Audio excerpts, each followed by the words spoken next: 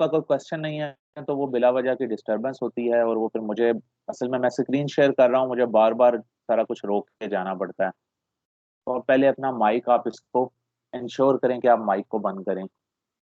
Okay जी, मैं वापस जा रहा हूँ अपने लास्ट लेक्चर्स को देखते हुए। जो लास्ट 2 से 3 लेक्चर थे वो हमारे सीपीएम और पर्ट के गिर्द घूमते थे। तो एक एग्जांपल है। जी जी, एनी क्वेश्चन? अगर क्वेश्चन है तो माइक खोलें, अदरवाइज बंद कर दें।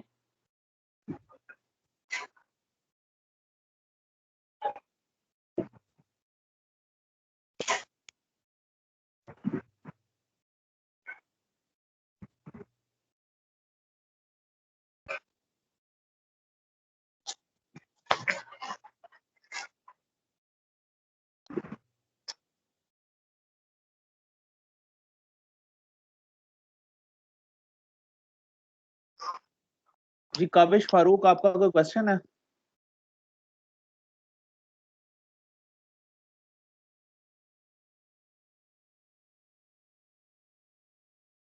नो सर, सॉरी, गलती से ऑन हो गया। ओके, मैं आपके सामने ये एग्जाम्पल ला रहा हूँ जो हमने काफी दफा पहले हम प्रैक्टिस कर चुके हैं। आज इसी को मैं लेके जरा तेजी से चलूंगा, क्योंकि अब हम आई एक्सपेक्ट कि आपको ये सारा आता है। ये लेफ्ट पे जी एक्टिविटीज दी हुई हैं, ठीक है। डिस्क्रिप्शन में इन एक्टिविटीज का बताया गया कौन सी हैं, मतलब आपने develop, product specification, design, manufacturing process वगैरह वगैरह, ये अप टू सो ऑन चल रही हैं, ठीक है। ये आप खुद से पढ़ सकते हैं कौन सी एक्टिविटीज हैं। इनके जो प्रीडिसेसर से मतलब है कि जी बी जो है उसने ए के बाद आना है, सी ने ए के बाद आना है। ये अब आपको चीजें काफी हद तक समझ आ गई हैं। डी ने जो है वो बी के बाद आना है, ठीक है। और ये इनकी ड्यूरेशन है वीक्स में, हर हर एक्टिविटी की ड्यूरेशन है वीक्स में, ठीक है। तो डेफिनेटली जब इस तरह की आपको सिचुएशन आ जाए, your first work will be के you have to develop a network diagram. You can choose AON, you can choose AOA, आपका जो भी यानी कि नेटवर्क आप बनाना चाहते हैं। यहाँ पे इसने AON यानी कि एक्टिविटी ऑन नोड को चूज किया है, ठीक है। अदरवाइज एक एक्टिविटी ऑन एरो भी होती है, but that is difficult one.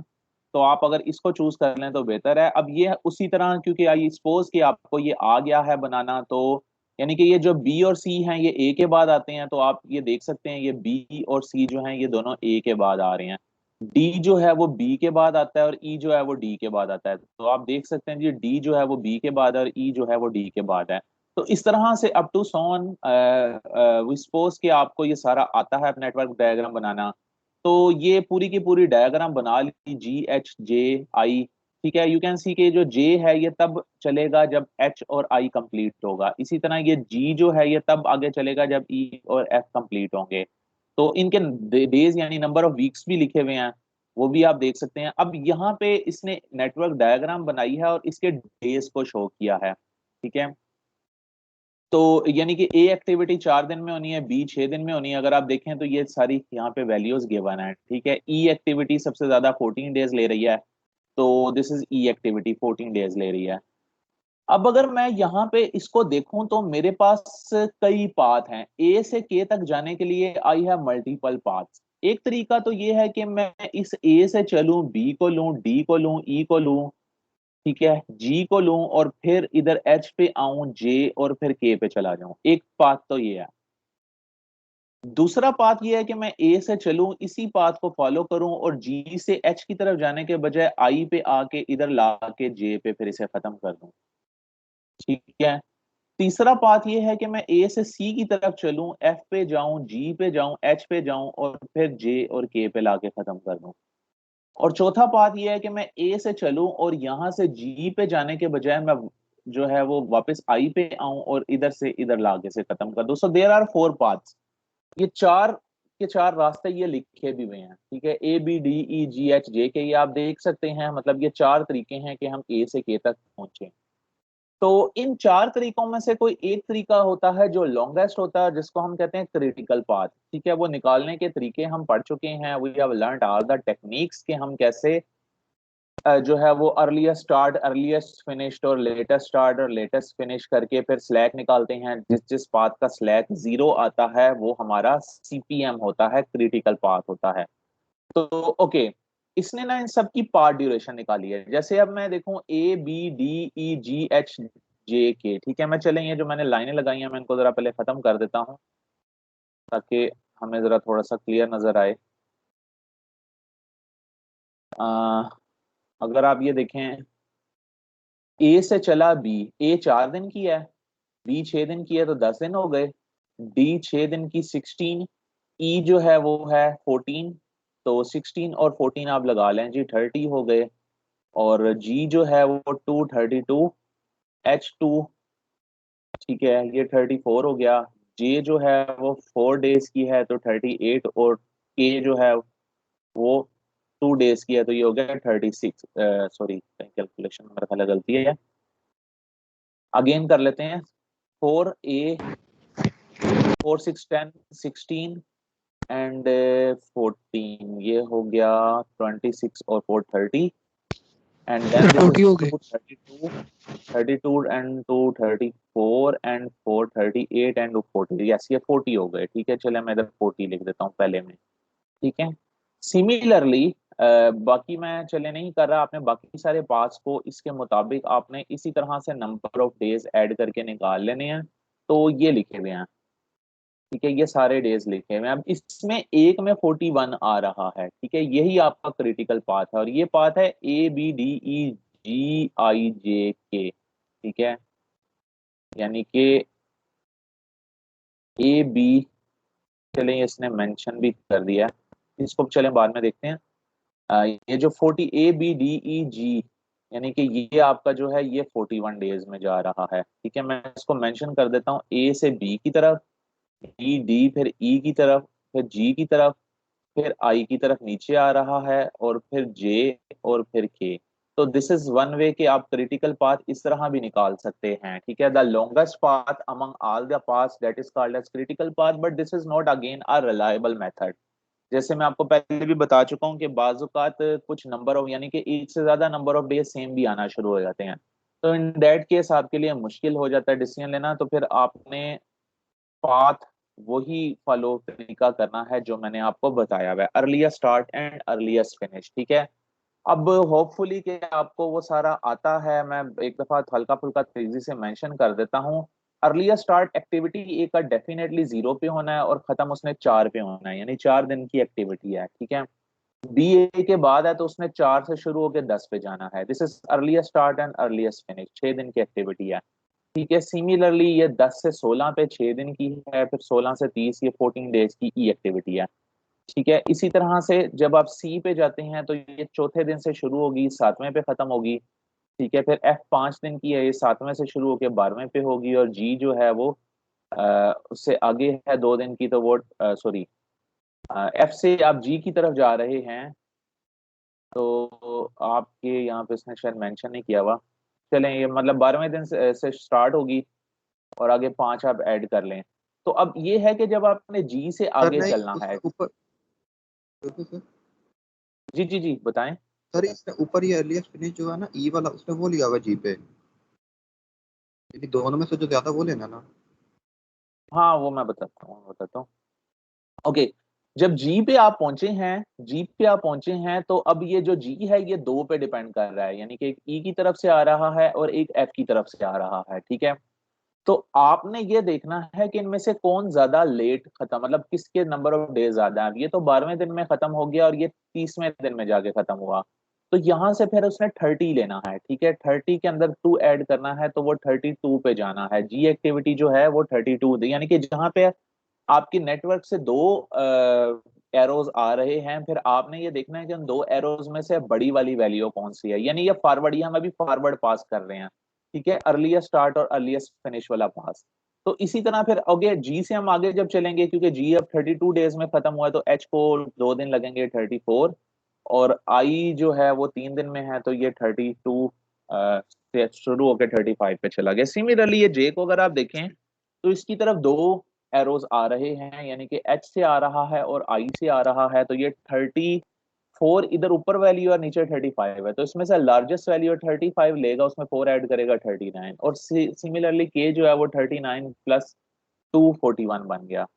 तो ये आपका पास एक यानी कि सारा एक टेबल बन गया अर्लीस्ट स्टार्ट और अर्लीस्ट फिनिश का। Now you can draw a table जिसके अंदर आप ये सारी एक्टिविटीज लिखोगे एक टेबल की शक्ल में। यहाँ पे ये इसने किया है, ठीक है। अच्छा, इसमें इसने सिर्फ लेट फिनिश और अर्ली फिनिश का लिखा है। खैर, आप वो भी लिख सकते हो, यानी कि अर्लीस्ट स्टार्ट और अर्लीस्ट फिनिश का एक टेबल बना सकते हो, राइट। इसके अंदर ये रिवर्स पास में चला है, ठीक है। रिवर्स पास ये केस इसने स्टार्ट किया, 41 डेज थे, तो उसमें से यानी कि अब ये लेट स्टार्ट और लेट फिनिश निकालना चाह रहा है। तो 41 में से 2 को माइनस कर दो, ये लेट स्टार्ट आ जाएगा 39। उल्टा चलना है हमने। अब ये ऊपर वाली दो वैल्यूज को आप इग्नोर करते जाएं, हम पहले कैलकुलेट कर चुके हैं। नीचे वाली वैल्यूज को देखें, ठीक है। जब आप जे पे पहुंचे तो जे जो है वो उसको 39 की वैल्यू मिली। 39 में से 4 डेज है, माइनस करें तो 35 हो गया। अब जे से आगे दो रास्ते हैं, एक एच का रास्ता है और एक आई का रास्ता है, ठीक है ना। क्योंकि अब हम रिवर्स पास चल रहे हैं, तो अब हम लार्जेस्ट नहीं वैल्यू लेंगे, अब हम जो है वो स्मॉलेस्ट वैल्यू को करेंगे। यहाँ पे आपका जो एच है, ठीक है, इसको अगर हम देखें तो जे से रास्ता आ रहा है। यहाँ पे आपका जो खत्म हुआ था, यानी इसका स्टार्ट है वो 35 से हुआ था, तो 35 में से 2 निकालें 33 हो गया। इसी तरह एच बी जो है 35 इधर आ जाएगा, इसमें से आप 3 निकालें तो 32 हो गया। अब ये जीप पे आपके आके एक डिसीजन लेना है, ठीक है।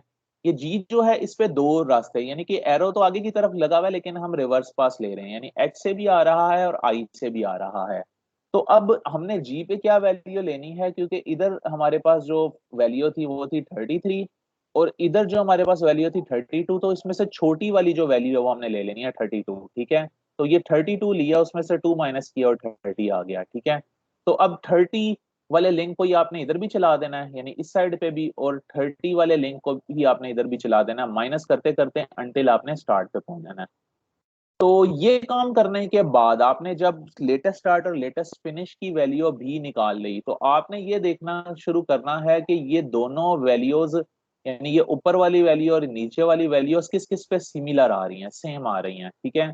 तो ए पे ये सेम है, ठीक है, बी पे सेम है, सी पे सेम है और ई पे भी सेम है। तो इसका मतलब यही आपका क्रिटिकल पाथ चलता जा रहा है, ठीक है। जी पे भी ये वैल्यू सेम आ रही हैं, तो ये भी आपका क्रिटिकल पाथ। और फिर आई पे आपकी ये वैल्यू सेम आ रही हैं, आई पे चले जाएं, फिर जे पे आ रही हैं और के पे। तो ये तरीका भी आपको क्रिटिकल पाथ वही दे रहा है, ठीक है। ए बी नीचे लिखा हुआ है, ए बी डी ई जी आई जे के, लेकिन ये है कि ये एक रिलायबल और प्रॉपर तरीका है जिसके अंदर आप प्रॉपर फॉलो करते हैं गाइडलाइंस को। तो ये अच्छा, इसमें से ना इसने लेट फिनिश और अर्ली फिनिश वाली वैल्यूज लिखनी। आप चाहें तो अर्ली स्टार्ट और लेट स्टार्ट वाली वैल्यू भी लिख सकते हैं, एक ही बात है, और उनका डिफरेंस निकाल लें, डेट इज अ स्लैक। जहां जहां पे स्लैक जीरो आता जा रहा है वो आपके पास सारी क्रिटिकल पाथ है, और जहां जहां स्लैक की कोई वैल्यू आ रही है वो आपका क्रिटिकल पाथ नहीं है। तो ये तो चीजें हम पहले कर चुके हैं, ठीक है, यहाँ तक। मैं इससे आगे आपको लेके चलना चाह रहा हूँ। लेक्चर थोड़ा सा कम्प्लेक्स है आज का, ठीक है, इसलिए मैंने बहुत लंबा नहीं रखा इसे, शॉर्ट सा एक लेक्चर रखा है ताकि आपको आज का एब्जॉर्ब हो जाए। तो ये गैंट चार्ट होता है, आपने मल्टीपल टाइम इसे ड्रॉ किया होगा, एक्सेल पे भी आप ड्रॉ कर सकते हैं गैंट चार्ट, ठीक है। If you don't know the technique how to draw Gantt chart, this is a simple way, you just write on YouTube के how to draw Gantt chart.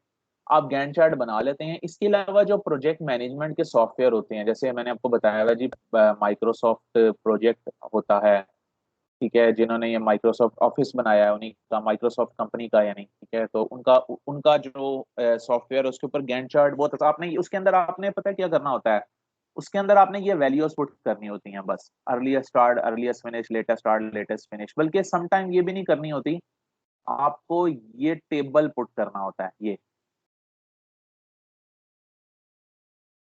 ठीक है।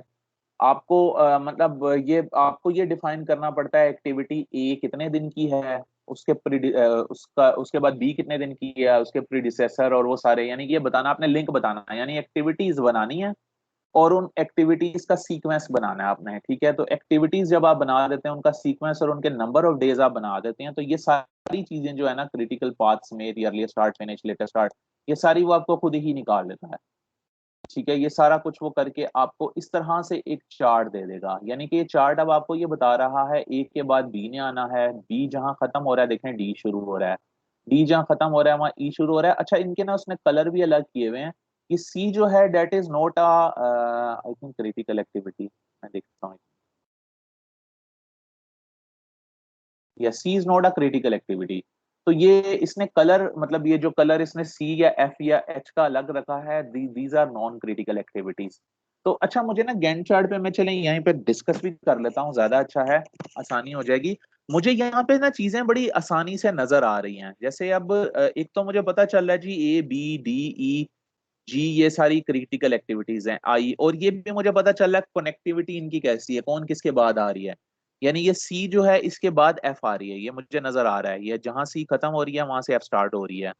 ठीक है, और मुझे ये भी नजर आ रहा है कि नॉन क्रिटिकल है। अब मैं ये भी देख सकता हूँ कि ये जो सी है और ये जो बी है, ये पैरेलल में चल रही है, ठीक है ना। और मैं ये देख सकता हूँ कि ये सी जहां पे खत्म हो रही है, इसको मैं थोड़ा सा आगे भी अगर ले जाऊं तो फर्क कोई नहीं पड़ना, ठीक है। इस सी को उठा के अगर मैं इधर भी ले जाऊं तो फर्क नहीं पड़ना, एफ को मैं थोड़ा सा इधर भी ले जाऊं तो फर्क कोई नहीं पड़ना, ठीक है। क्यों? क्योंकि मेरी जो क्रिटिकल एक्टिविटी है वो तो चल रही है, और वही लॉन्गेस्ट एक्टिविटी है, और उसी ने ही ये डिसाइड करना है कि कब मेरा प्रोजेक्ट खत्म होना है। मैं अगर इस सी और एफ को पहले भी कर लूंगा तो मुझे फर्क कोई नहीं पड़ रहा, ठीक है। मैंने सी अगर, अब अगर मैं नीचे देखूं ना, ये नंबर ऑफ डेज भी लिखे हुए हैं, तो 6 और 7 8 के दरमियान 7 आता है, तो से ये सी एक्टिविटी अगर 7 डे में खत्म हो रही है, तो मैं इसको 7 में कर लूं, और उसके बाद एफ एक्टिविटी 12वें दिन में खत्म हो रही है, कर भी लूं तो फर्क नहीं पड़ना, आगे डी तो टाइम ले रही है, ठीक है ना। और मतलब अगर मैं चाहूं तो इस एफ एक्टिविटी को कहीं आगे भी जाके शिफ्ट कर सकता हूँ, क्यों? क्योंकि ये सारे डेज जाया ही चल रहे हैं। या मैं अपने रिसोर्सेज को किसी और तरीके से भी कर सकता हूँ। यानी मैं ये चाहता हूँ कि यार ये ई एक्टिविटी बहुत लंबा टाइम ले रही है, मैं इसको थोड़ा सा छोटा करना चाहता हूँ, ठीक है। तो मैं अपने ये जो सी और एफ के रिसोर्सेज हैं उनको शिफ्ट कर सकता हूँ ई पे, ताकि ये जल्दी खत्म हो जाए। तो इस तरह के बहुत सारे डिसीजन मैं ले सकता हूँ इस गैंट चार्ट की मदद से। ये तो है अर्लीस्ट स्टार्ट और each finish at earliest possible start date, यानी कि अगर हम अर्लीस्ट स्टार्ट और अर्लीस्ट फिनिश वाला अगर ये सारा करें तो ये उसका चार्ट है, ठीक है। ये इसने लेटेस्ट पॉसिबल टाइम का बताया है। अगर आप देखें तो ये ए के बाद बी है, डी आ रही है, फिर ई आ रही है, सी को देखें वो कहीं यहाँ पे। अब ये जरूरी नहीं है कि आप यहीं लेके जाएं, दिस इज जस्ट ऑप्शन, ठीक है ना। ये तो देखना होता है प्रोजेक्ट के हिसाब से कि आप ये सी एक्टिविटी है कौन सी और इसको कितना लेट कर सकते हैं, ठीक है। तो सी के बाद ये देखें एफ, तो आपके पास मल्टीपल ऑप्शन है। आप इस सी को, अब अगर मैंने सी का लेटेस्ट स्टार्ट और लेटेस्ट फिनिश अगर मैं निकालूं, यहाँ मैंने कहीं लिखा था, तो आप इसको अर्लीस्ट स्टार्ट चौथे दिन में करके 7वें दिन में भी खत्म कर सकते हैं, 22वें दिन में करके 25वें दिन में भी खत्म कर सकते हैं, ठीक है। किसी का क्वेश्चन था लास्ट लेक्चर में इन सब चीजों का, मैं फायदा देखें, हमें फायदा खुद से नजर आ रहा है। हम अपनी एक्टिविटीज को शिफ्ट भी कर सकते हैं, हम इनके रिसोर्सेज को भी मैनेज कर सकते हैं, रिसोर्स लेवलिंग भी कर सकते हैं। ये भी एक चैप्टर शायद मैं आगे आपको पढ़ाऊँ, नेक्स्ट वीक तो नहीं, बट उसके बाद शायद अगर मुझे टाइम मिला तो मैं आपको पढ़ाऊंगा कि रिसोर्सेज एक से दूसरी जगह हम कैसे कैसे शिफ्ट करते हैं। कुछ उसकी इनिशियल वर्जन आपके सामने आ भी रहा है, ठीक है।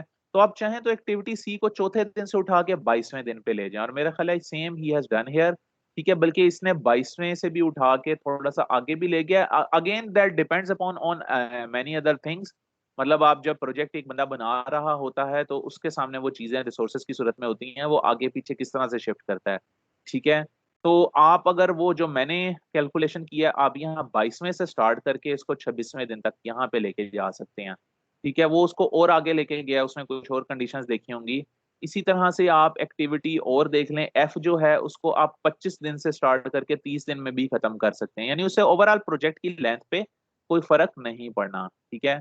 तो यहाँ पे मतलब वो आगे भी इसको लेके गया है। अगर उस शेड्यूल के मुताबिक तो 25 दिन यहाँ से शुरू होते हैं और 30 दिन यहाँ पे खत्म होते हैं। आप यहाँ भी इसको एडजस्ट कर सकते हैं, ठीक है ना। एनी हाउ वो थोड़ा उसने आगे शिफ्टिंग की हुई है कुछ और चीजों को देखे। तो इस तरीके से आप बार गैंट चार्ट जो है वो बताने का मकसद है कि आप इसको गैंट चार्ट पे ग्राफ्स की सूरत में जब आप ये सारी ऑप्शंस देखते हैं तो आपको इजी हो जाता है कि आप अपने डिसीजन लें कि आप एक्टिविटीज को कहाँ से कहाँ स्टार्ट कर सकते हैं। अब ये जो इसने बनाया ना गैंट चार्ट, ये उसने बनाया कि पूरा प्रोजेक्ट 44.83 वीक्स में खत्म होगा, ठीक है।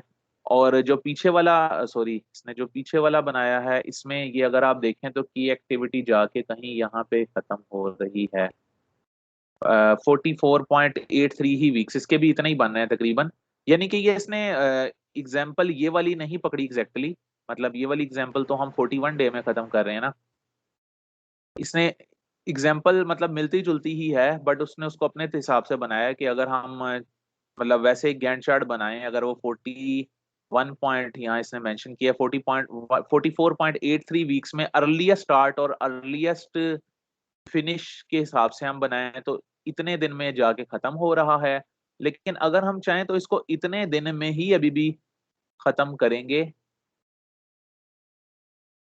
हाँ, अभी भी हम इसको इतने ही दिन में खत्म करेंगे, लेकिन ये सी और एफ एक्टिविटीज हम आगे शिफ्ट कर सकते हैं, एच को हम आगे, यानी कि नॉन क्रिटिकल एक्टिविटीज को हम आगे पीछे कर सकते हैं, इवन क्रिटिकल एक्टिविटीज को भी हम छेड़ सकते हैं। वो मैं आगे आपको बताने लगा हूं आज कि हम क्रिटिकल एक्टिविटीज को कैसे छेड़ते हैं। तो इस तरीके से आप इस प्रोजेक्ट को जो है वो कर सकते हैं। ये जो गैंट चार्ट से आप शो करते हैं ना, इसको हम कहते हैं गर्ट, GERT, गर्ट। ये कहीं आएगा नहीं क्योंकि मेरे जहन में नहीं है, मैंने आपको इसकी कोई स्लाइड डाली है, but you should know about that term. This is girt, ठीक है। तो गर्ट से बनता है ग्राफ। ग्राफ ई से आपको अंदाजा हो गया होगा, बनेगा इवेल्युएशन, आर से बनेगा रिव्यू एंड टेक्निक, यानी पर्ट जो है ना उसको गर्ट कर दिया मैंने। पर्ट जो था वो program evaluation and review technique था, तो यहाँ पे आप graph evaluation and review technique कर लें, ठीक है। तो ये आप ग्राफ्स की सूरत में कर रहे हैं, दिस इज गर्ट टेक्निक। तो ओके, अब मैं आ रहा हूं जी आज के असल लेक्चर की तरफ, जो कि आपको पढ़ाना है। The name of that is a crashing, the word is called as crashing, ठीक है। और मैंने आज आपको बस क्रैशिंग ही पढ़ानी है और इसकी दो एग्जांपल्स करवानी है। प्रोजेक्ट कंप्लीशन टाइम्स में नीड टू बी शॉर्टेंड, आप प्रोजेक्ट कंप्लीट करने का टाइम शॉर्ट भी कर सकते हैं। रीजन क्या है जी, कोई डेडलाइन करीब आ गई है, पेनल्टी कोई पड़ रही है, ठीक है। जैसे अगर कोई गवर्नमेंट है वो बना रही है, प्रोजेक्ट बना रही है, तो आगे इलेक्शन करीब आ रहा है, तो वो कह सकते हैं कि जी आप प्रोजेक्ट को जल्दी खत्म करें, ठीक है, हमें इलेक्शन से पहले पहले खत्म करना है। या इस तरह के कोई और कोई भी रीजन हो सकती है, पॉलिटिकल मे बी कोई पर्सनल रीजन हो, अगर कोई प्राइवेट किस्म का प्रोजेक्ट है, ठीक है। तो कुछ डेडलाइंस हो, जैसे अगर कोई एक्सपो 2020 दुबई में करवाना था, ठीक है, वो कोरोना की वजह से जो वो डिले हुआ है या जो मसाइल हुए, तो अगर कोई आपने एक्सपो रखा है या कोई ऐसा इवेंट आ रहा है, आप चाहते हैं कि जी मेरा प्रोजेक्ट उससे पहले पहले कंप्लीट हो जाए, ठीक है। तो या आप जैसे आप फाइनल ईयर में प्रोजेक्ट करेंगे, उसका आपको एक डेडलाइन दी जाएगी, लेकिन अचानक कोई ऐसी सिचुएशन बन जाए जिसमें कहा जाए यार जल्दी करें इसे खत्म, तो ये पेनल्टी का क्लासेस हो सकती हैं, डेडलाइंस हो सकती हैं। तो आपको जो है ना, फिर आपको उस प्रोजेक्ट के ऊपर सोर्सेज ज्यादा करने पड़ेंगे, ठीक है। और आपको उसको कंप्लीशन डेट को यानी जल्दी करना पड़ेगा, तो ये आपको थोड़ा सा देखना पड़ेगा। ये जो काम है ना, रिड्यूस प्रोजेक्ट कंप्लीशन टाइम, इसको हम कहते हैं क्रैशिंग। ये क्रैशिंग के मतलब से तो लगता है शायद हम किसी चीज को क्रैश कर रहे हैं, एक्चुअली हम क्रैश ही कर रहे हैं, बट हम प्रोजेक्ट को क्रैश नहीं कर रहे हैं, हम बेसिकली उसके टाइम को क्रैश कर रहे हैं, ठीक है। तो हम यहाँ पे क्रैशिंग करेंगे, कैसे करेंगे वो मैं आपको बताता हूँ। Crashing a project needs to be balance, आपको शॉर्टन करनी है प्रोजेक्ट ड्यूरेशन, जल्दी खत्म करना है, लेकिन उसमें आपको कॉस्ट भी देखनी होती है। ये नहीं है कि अब आप अगर 1 करोड़ का प्रोजेक्ट है तो उस पर 10 करोड़ लगा के जल्दी खत्म कर दें, तो वो तो डेफिनेटली आपको, जैसे मैंने बताया कि जैसे आपके पास कंस्ट्रेंट्स होती हैं, ट्रिपल कंस्ट्रेंट्स में आपके पास कॉस्ट भी कंस्ट्रेंट होती है और स्कोप भी कंस्ट्रेंट होती है और टाइम भी। तो आपने अगर प्रोजेक्ट को क्रैश करना है तो आपको हर एक्टिविटी को क्रैश करना पड़ेगा, उसका टाइम देखना पड़ेगा और उसकी कॉस्ट देखनी पड़ेगी। मतलब ऐसा नहीं है कि आप पूरे प्रोजेक्ट को पकड़ के आप उसका आपकी क्रैशिंग करते हैं। आपने जो एक्टिविटी चार्ट बनाया हुआ पूरा, यानी गैंट चार्ट बनाया है, सीक्वेंस की एक्टिविटीज को आपको वहां, यानी आपने जो पूरा वर्क ब्रेकडाउन स्ट्रक्चर बनाया है, आपको उसमें जाना पड़ेगा, आपको हर एक्टिविटी पे काम करना पड़ेगा और देखना पड़ेगा कि मुझे कौन सी एक्टिविटी को शॉर्ट करना है ना। देयर में बी 2 to 3 ऑप्शंस। एक तो ये है कि आप आधे से ज्यादा प्रोजेक्ट कर चुके हैं और एकदम आपको जल्दी करना पड़े, वो सिचुएशन डिफरेंट होती है। एक ये है कि अभी आपने प्रोजेक्ट पकड़ा, आपको एक कंपनी ने प्रोजेक्ट दिया, आपने उसको कैलकुलेशन करके दी कि जी मैं उसको करूंगा इतने टाइम में, यानी 40 दिन में करूंगा, ठीक है। लेकिन कंपनी ने कहा नहीं जी 40 दिन नहीं, आप हमें 30 दिन में करके दें। तो फिर आप उसकी इवेल्युएशन दोबारा करते हैं और आप निकालते हैं कि यार अगर मैं इसकी क्रैशिंग करूं, इसकी एक्टिविटीज को जल्दी करूं तो कितनी कॉस्ट पड़ेगी, ठीक है। तो उसके लिए आपको दो चीजें देखनी पड़ती हैं। नंबर एक, क्रैशिंग की कॉस्ट देखनी पड़ती है, कितनी कॉस्ट एक्स्ट्रा लग रही है। नंबर दो, आपको ये देखना पड़ता है कि फिर वो कॉस्ट जब एक्स्ट्रा लगेगी तो उससे ड्यूरेशन कितनी कम हो रही है, ठीक है। और आपको इनकी रेशियो निकालनी पड़ती है, यानी कि आपको crash cost minus normal cost, यानी एक काम अगर 10 रुपए में हो रहा था, क्रैशिंग करने से वो 15 रुपए में हो रहा है, तो आपको निकालना पड़ेगा 15 माइनस 10, 5। और आप ये कह रहे थे कि 15 रुपए लग के, यानी कि जो नॉर्मल टाइम था उसका, वो 15, नॉर्मल जो कॉस्ट थी उसकी वो 15 रुपए थी, और उसमें 2 दिन लग रहे थे, ठीक है। तो जब आप क्रैशिंग करेंगे तो कॉस्ट 10 रुपए है, लेकिन उसमें 3 दिन लगेंगे, उसमें 1 दिन लगेगा, सॉरी, टाइम कम हो जाएगा, ठीक है। तो आपको ये रेशो निकालनी है कि कितना कॉस्ट में चेंज आएगा और कितना टाइम में चेंज आएगा। आपको इन दोनों की रेशो निकालनी है, ठीक है ना। ये भी मैं एग्जांपल कराता हूं तो आपको ज्यादा बेहतर समझ आ जाएगी। जैसे ये जी हमारे पास पूरी एक्टिविटीज हैं, ABCDEF से लेके के तक, ठीक है ना। ये 11 एक्टिविटीज हैं। इनमें से हर एक का नॉर्मल टाइम लिखा हुआ है वीक में, 4, 6, 3, 6, 14, ठीक है। आई थिंक ये पिछले वाली एग्जांपल है, तो व्हाट्सोएवर चलें, उससे फर्क नहीं पड़ता। ये सारा इनका नॉर्मल टाइम लिखा हुआ है, और ये सब इनकी नॉर्मल कॉस्ट लिखी है, यानी ए एक्टिविटी पे 8,000 लग रहा है, बी पे 30,000 लग रहा है, ई पे 60,000 लग रहा है, ये सारा लिखा हुआ है। अब वो कहता है कि हम इसको अगर क्रैश करें तो क्रैश टाइम, ये 4, यानी कि ए एक्टिविटी 4 दिन, 4 वीक में होनी थी, तो ये 3 में हो सकती है, यानी 1 वीक हम इसका कम कर सकते हैं। इसी तरह बी एक्टिविटी 6 से 5, यानी 1 वीक हम कम कर सकते हैं। इसी तरह ये जो ई एक्टिविटी है, ये 14 से कम करके हम 12 पे ला सकते हैं। तो हम इतना टाइम कम कर सकते हैं इन सब का, ठीक है। और हमें नॉर्मल कॉस्ट अगर 8,000 आ रही थी तो अब 11,000 आएगी, यानी 1 दिन कम करने से आपकी 3,000 कॉस्ट बढ़ जाएगी। तो आपने ये डिफरेंस निकालना है, ठीक है। इसमें maximum weeks of reduction 4 minus 3 1 हो जाएगी, इसमें 6 माइनस 5 1 हो जाएगी, 3 माइनस 3 0। ये सीक जो है ना इसकी 0 है, इसकी वजह पता है क्या है? क्योंकि ये नॉन क्रिटिकल एक्टिविटी है। क्रैशिंग हमेशा मैक्सिमम, हमेशा तो नहीं कहना चाहिए, मैक्सिमम क्रैशिंग आपने क्रिटिकल पाथ पे करनी होती है। क्यों? क्योंकि जो नॉन क्रिटिकल पाथ है वो आप कम भी कर देंगे तो उससे फर्क कोई नहीं पड़ना। देखें, प्रोजेक्ट की लेंथ तो जो कम होनी है वो तो क्रिटिकल पाथ से ही होनी है, क्योंकि क्रिटिकल पाथ ही लॉन्गेस्ट पाथ है। वो कम होगा तो प्रोजेक्ट का टाइम कम होगा, अगर वही नहीं कम होगा तो आप बाकी एक्टिविटीज को जो मर्जी करते रहें, वो तो नहीं, ओवरऑल प्रोजेक्ट की लेंथ पे तो कोई फर्क नहीं पड़ना। तो इस वजह से ये 0 रखा है। और आप अगर देखें यहाँ जितनी भी नॉन क्रिटिकल हैं, जैसे जी और एच, ये नॉन क्रिटिकल एक्टिविटीज हैं, इसको उसने 0 0 ही रखा है, ठीक है। तो बाकियों को उसने कैलकुलेट कर लिया है कि के जो है वो 2 दिन का है, के भी नॉन क्रिटिकल एक्टिविटी है।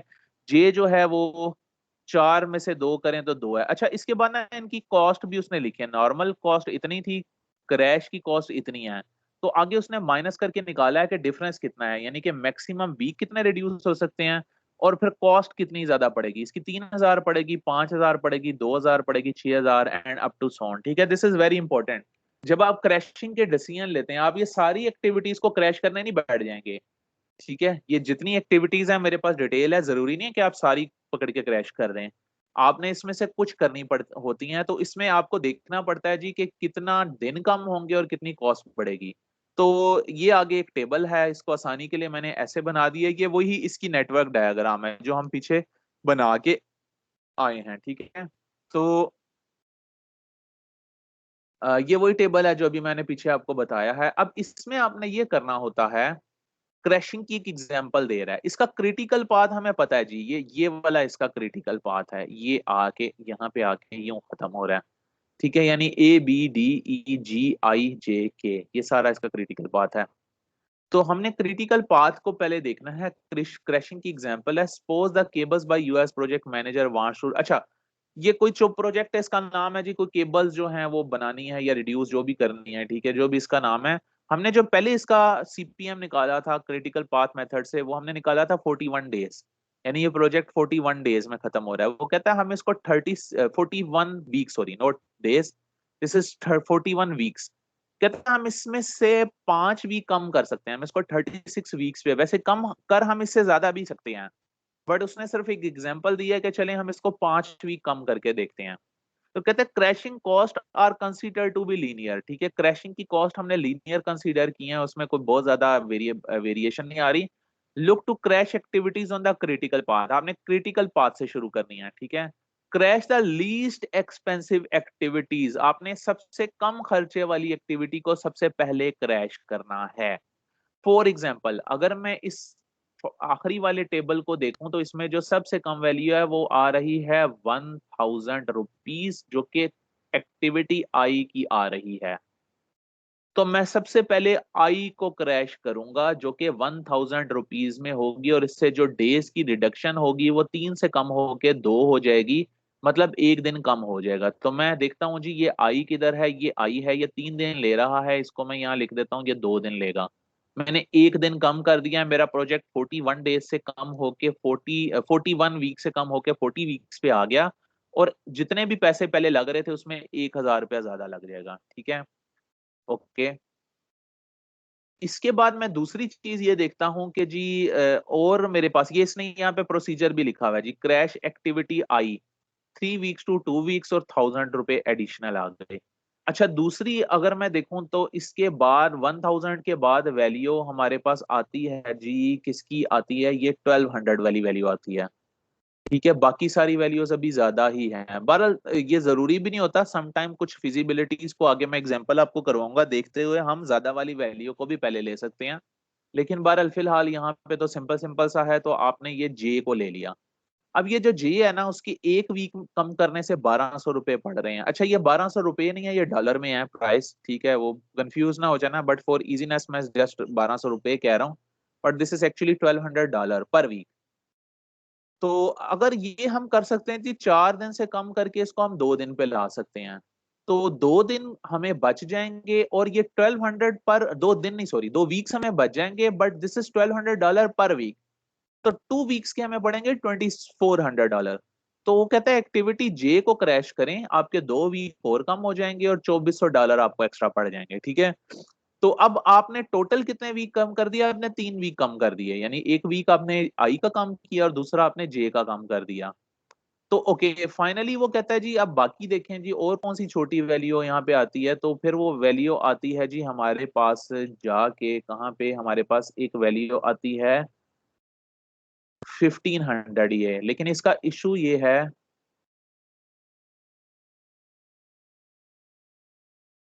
जी, इशू ये है कि ये जो एफ है ना, ये नॉन क्रिटिकल पाथ पे है, तो इस वजह से इसको कंसीडर करने के बजाय वो डायरेक्ट चला गया एक्टिविटी डी पे। बहरहाल this is again note hard and fast rule. मैं आपको फिर बता रहा हूँ, आपको और सिचुएशन, अगली एग्जांपल मैंने थोड़ी सी कॉम्प्लेक्स पकड़ी है, उसमें वो कुछ और सिचुएशन भी देखता है और फिर डिसीजन लेता है। जरूरी नहीं होता कि आप सिर्फ कॉस्ट को देख के ले रहे हो। यहाँ एक्टिविटी डी है जी, ये 2000 रुपये पर वीक में पड़ रही है, और आप वीक 6 से कम करके 4 पे ला रहे हो, और 2 वीक आप बचा रहे हो, ठीक है। तो टोटल 4000 का खर्चा पड़ेगा, और 4 वीक 2 वीक कम हो जाएंगे, ठीक है। तो अब आपकी एक्टिविटी टोटल कितनी जी, एक वीक एक्टिविटी आई में बचा, 2 वीक जे में बचे और 2 वीक डी में बचे, तो ये 5 वीक आप कम कर सकते हैं अगर आप इतने पैसे एक्स्ट्रा लगाएं, $7400 एक्स्ट्रा लगाएं, ठीक है, जो पाकिस्तानी रुपीज में आप हिसाब लगा सकते हैं, लाख से ऊपर ही बन जाता है। तो question, will crashing 5 weeks return more in benefits than in cost, मतलब वो ये कह रहा है कि क्या जो बेनिफिट इसका, ये जो आप $7400 एक्स्ट्रा लगा रहे हैं, क्या इसके बेनिफिट जो हैं वो कॉस्ट की निस्बत ज्यादा होंगे। आपको ये एनालिसिस करना है, ये एनालिसिस हम बाद में करेंगे एक एग्जांपल में, ठीक है। वो ऐसे नहीं हमने कर देना कि जिधर मर्जी उठा के क्रैशिंग कर दी। एनी हाउ, यहाँ पे मैं आपको बताऊं, जरूरी नहीं है कि आप डी पे आके रुक जाएं, आप डी से आगे भी जा सकते हैं। आपने ये 2000 की आप मजीद देखें जी, आप इसके बाद एक वैल्यू ये 3000 है ए की, आप इसको देख सकते हैं, आप 5000, आपको ये पूरे प्रोजेक्ट को देखना है कि आपके पास पैसे कितने हैं, ठीक है। ये तो प्रोजेक्ट टू प्रोजेक्ट वेरी करता है, मे बी आपके पास पैसे हो ही ना एक्स्ट्रा लगाने के लिए, और आप फिर बिल्कुल भी क्रैशिंग ना कर सकें। तो ये हर प्रोजेक्ट की अपनी सिचुएशन होती है। बस ये सिर्फ सिंपल से 2-3 रूल्स लिखे हैं जिनकी मैं मजीद प्रैक्टिस एक और एग्जांपल में आपको करवाता हूँ, और इसके अलावा कोई इसमें चीज नहीं है। तो अब ये इसने क्रैशिंग करने के बाद नेटवर्क डायग्राम बनाई है, उसमें चेंज कुछ नहीं हुआ, जो जो एक्टिविटीज क्रैश की हैं, जैसे ये डी है, ये पहले आई थिंक सो कितने दिन की थी, ये 6 दिन की थी, अब ये 4 दिन की हो गई है, ठीक है। और इसने और कौन सी एक्टिविटी पे इसने क्रैश किया है जी, इसने किया है जे और आई पे, तो आई अगर आप देखें तो ये पहले 3 दिन की थी, ये 2 दिन की हो गई है, और जे किधर है जी, ये 4 दिन की थी, ये 2 दिन की हो गई है। तो अब अगर आप इसका दिन फिर निकालते जाएं, या अर्लीस्ट स्टार्ट अर्लीस्ट फिनिश, तो अब ये एक्टिविटी 36 डेज में खत्म हो जाएगी। ठीक है ना। डेफिनेटली जब वैल्यूज इधर से चेंज हो गई तो फिर ओवरऑल टाइम भी आपका 36 डेज में आ जाएगा। तो ये आपकी दोबारा क्रैश नेटवर्क डायग्राम बन गई। तो ओके, अगर आपने यहाँ तक कोई क्वेश्चन पूछना हो तो आप पूछ सकते हैं, अदरवाइज फिर मैं आगे चलता हूँ। अगली एग्जांपल जो है वो थोड़ी सी मैसिव एग्जांपल है, वो हमारा लेक्चर पूरा ले जाएगी, और फिर हम अगले लेक्चर में बाकी चीजें डिस्कस कर सकेंगे। तो if you do have any question you can ask here.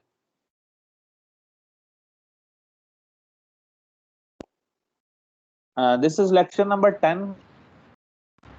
CR यहाँ पे होगा ही डेफिनेटली। आपको मिड टर्म का कोर्स भी पता है, और आपको उसका सारा मैंने बता दिया था कहाँ तक आएगा। ठीक है, मिड टर्म का पेपर उसी में से ही आएगा जो आपको बताया गया था, वो तकरीबन फाइनलाइज है हर चीज। मिड के बाद जो फाइनल का पोर्शन शुरू हुआ था वो भी मैंने आपको बता दिया था कि इस वीक से आपका फाइनल शुरू है। तो फाइनल के लिए हमारे पास अभी इशू ये बन रहा है कि नंबर ऑफ वीक्स कम पड़ रहे हैं। यूनिवर्सिटी ने जो स्केड्यूल दिया उसके मुताबिक आपके टोटल 14 नंबर ऑफ वीक्स बन रहे हैं, आल्दो कि ये 16 होने चाहिए। तो अब प्रॉब्लम ये है कि ठीक है, वो तो यूनिवर्सिटी का डिसीजन है, वो उसने 14 करने हैं तो 14 करें, हमें उसमें कोई मसला नहीं। लेकिन हमारा एक वीक ईद की वजह से जाया हुआ था, वेस्ट हुआ था। तो इट्स 10th लेक्चर मुझे 14 कम से कम पूरे करने हैं मिनिमम। ठीक है, तो अभी मेरे पास अगर मैं देखूं तो इस वाले लेक्चर के बाद 3 वीक हो रहे हैं, 1 2 3 वीक हो रहे हैं, यस। ठीक है, 28 को हमारा आखिरी लेक्चर होगा, 28 जून को, क्योंकि उसके बाद जो वीक आना है उसमें शायद आपके एग्जाम स्टार्ट हो जाने हैं। तो मैं आपका कम से कम एक लेक्चर मैंने आपका मेकअप लेना है टू कंप्लीट, क्योंकि कोर्स तो चले हम उसको एडजस्ट कर ही लेंगे, लेकिन मुझे लेक्चर्स को पूरा करना है, रिकॉर्ड देना है आपका पूरा। तो कम से कम आपका एक लेक्चर मेकअप होगा। वो कब होगा और किस तरह से होगा वो मैं डिसाइड कर लूंगा सीआर के साथ मिलके। मोस्ट प्रोबेबली कोई हम फ्राइडे का दिन रखेंगे, उसमें हम 1 या 1.5 घंटे का एक लेक्चर ले लेंगे। ठीक है। तो अभी इस वीक जो कमिंग वीक है इसमें शायद पॉसिबल ना हो, क्योंकि मेरे अपने पास टाइम नहीं है। तो उसको मैं नेक्स्ट वीक में आपको प्लान करके बता दूंगा। ठीक है, नेक्स्ट वीक जो मैं लेक्चर दूंगा उसमें मुझे अंदाजा भी हो जाएगा कि हम रिस्क को कितना पढ़ेंगे। और मे बी जो आगे वीक्स हैं, इट इज नॉट कंफर्म, कोशिश होगी कि ऐसा ना हो कि उसमें अगर कोई लेक्चर मिस हुआ तो वो भी हमने मेकअप करना है। ठीक है ना। मे बी कुछ आगे ड्यूरेशन ऐसी आ रही है, कुछ काम ऐसे आ रहे हैं कि शायद एक आधा लेक्चर आगे पीछे हो जाए, तो हमने उसको भी मेकअप, यानी हमने टोटल 14 लेक्चर्स पूरे करने हैं इस सेशन के एंड तक, जो कि आज तक अभी 10 हुए हैं, यानी हमने 4 लेक्चर और लेने हैं। ठीक है ना। वो 4 लेक्चर हम लेंगे तो आपका कोर्स खत्म होगा। इसके अलावा नेक्स्ट लेक्चर में यानी कि नेक्स्ट मंडे आपका क्विज होना है, एमसीक्यूज टाइप 10 नंबर का। इस पोर्शन में से ये जो मैं आपको अब पढ़ा रहा हूँ, ये नेटवर्क और ये सारा पर्ट सीपीएम और ये जो नेटवर्किंग डायग्राम ये सारी, ठीक है, तो ये वो क्विज बना हुआ है, इस वजह से वो कोशिश होगी इंशाल्लाह डिले ना हो। तो आपका जो नेक्स्ट लेक्चर जब भी हुआ उसमें आपका वो क्विज होगा 10-12 मिनट का, सिमिलर पैटर्न पे जैसे पहले होता है एडमोडो पे। आपका एडमोडो पे अकाउंट बना हुआ है, आप उस पे जाएं, क्विज दें। मैंने आपको पहले भी कहा हुआ है, if you have miss one quiz तो चले मैं मैनेज कर लूंगा, but if you have miss more than one quiz तो वो आपके जीरो, दोनों क्विज में 0 मार्क्स लगेंगे। ठीक है। सो अगर आपने पहले कोई एक क्विज मिस किया है तो फिर आप किसी सूरत कोई और क्विज मिस ना करें। ठीक है, अव्वल तो कोई भी ना करें, क्योंकि जो सीधा सीधा काम चल रहा होता है वही ज्यादा बेहतर होता है। बट चलें, अगर एक्सट्रीम केसेस में किसी का एक आधा मिस हुआ तो हम किसी तरीके से उसको मैनेज कर लेंगे। मैनेज का मतलब यह है कि बाकी क्विजेस की एवरेज लगेगी, मैनेज का मतलब ये नहीं कि उसमें 10 नंबर मैं दे दूंगा। ठीक है, तो ये एक काम है। दूसरा ये है कि आपको मैं एक असाइनमेंट और दूंगा, वो आपने मुझे मिड के बाद सबमिट करानी है। यानी कि आपका मिड वाला वीक जब आएगा वो होगा 5 से लेके 10 तक। ठीक है। उसके बाद आपको दरमियान में 2 वीक्स की ब्रेक है फाइनल से पहले। वो जो ब्रेक है उसके अंदर मैं कोई डेट आपको दूंगा, क्योंकि वो असाइनमेंट ये नेटवर्क डायग्राम से रेलिवेंट होगी और ये फाइनल में ही आना है आपका। तो आपको वो असाइनमेंट फायदा हो जाएगा कि आप प्रैक्टिस भी आपकी हो जाएगी उसके हिसाब से। तो वो आपने मुझे उस वक्त जमा करानी है। ये आपके टास्क हैं।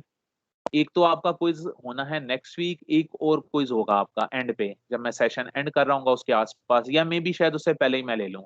ठीक है, वो रिस्क में से होगा। मैंने आपको अगला चैप्टर रिस्क मैनेजमेंट का पढ़ाना है, जो नेक्स्ट वीक मैंने स्टार्ट कर देना है। ठीक है, मैं बाकी सारी चीजें, नेटवर्क डायग्राम जो है इसकी कुछ चीजें रहती हैं, रिसोर्स लेवलिंग, अगर मुझे टाइम मिला तो ये मैं आपको बाद में पढ़ा दूंगा, बट रिस्क मैनेजमेंट वाला चैप्टर लाजमी खत्म करना है हमने। तो नेक्स्ट वीक कोशिश होगी, अगर वो खत्म हो गया, नहीं तो मेकअप क्लास जो होगी उसके अंदर उसको खत्म कर दें। तो एक क्विज आपका नेक्स्ट वीक हो जाएगा, एक आपका रिस्क मैनेजमेंट में से होगा और एक आपकी असाइनमेंट है। ये आपके सेशनल मार्क्स हैं 30 नंबर के टोटल, बाकी आपका मिड और फाइनल उसी तरह होगा जो आपको बता दिया गया है। ठीक है, तो मैं 2 मिनट के बाद, 2 मिनट की ब्रेक है, उसके बाद मैं लेक्चर स्टार्ट करता हूँ। आगे मैंने एक एग्जाम्पल और करानी है, इतना ही काम होगा।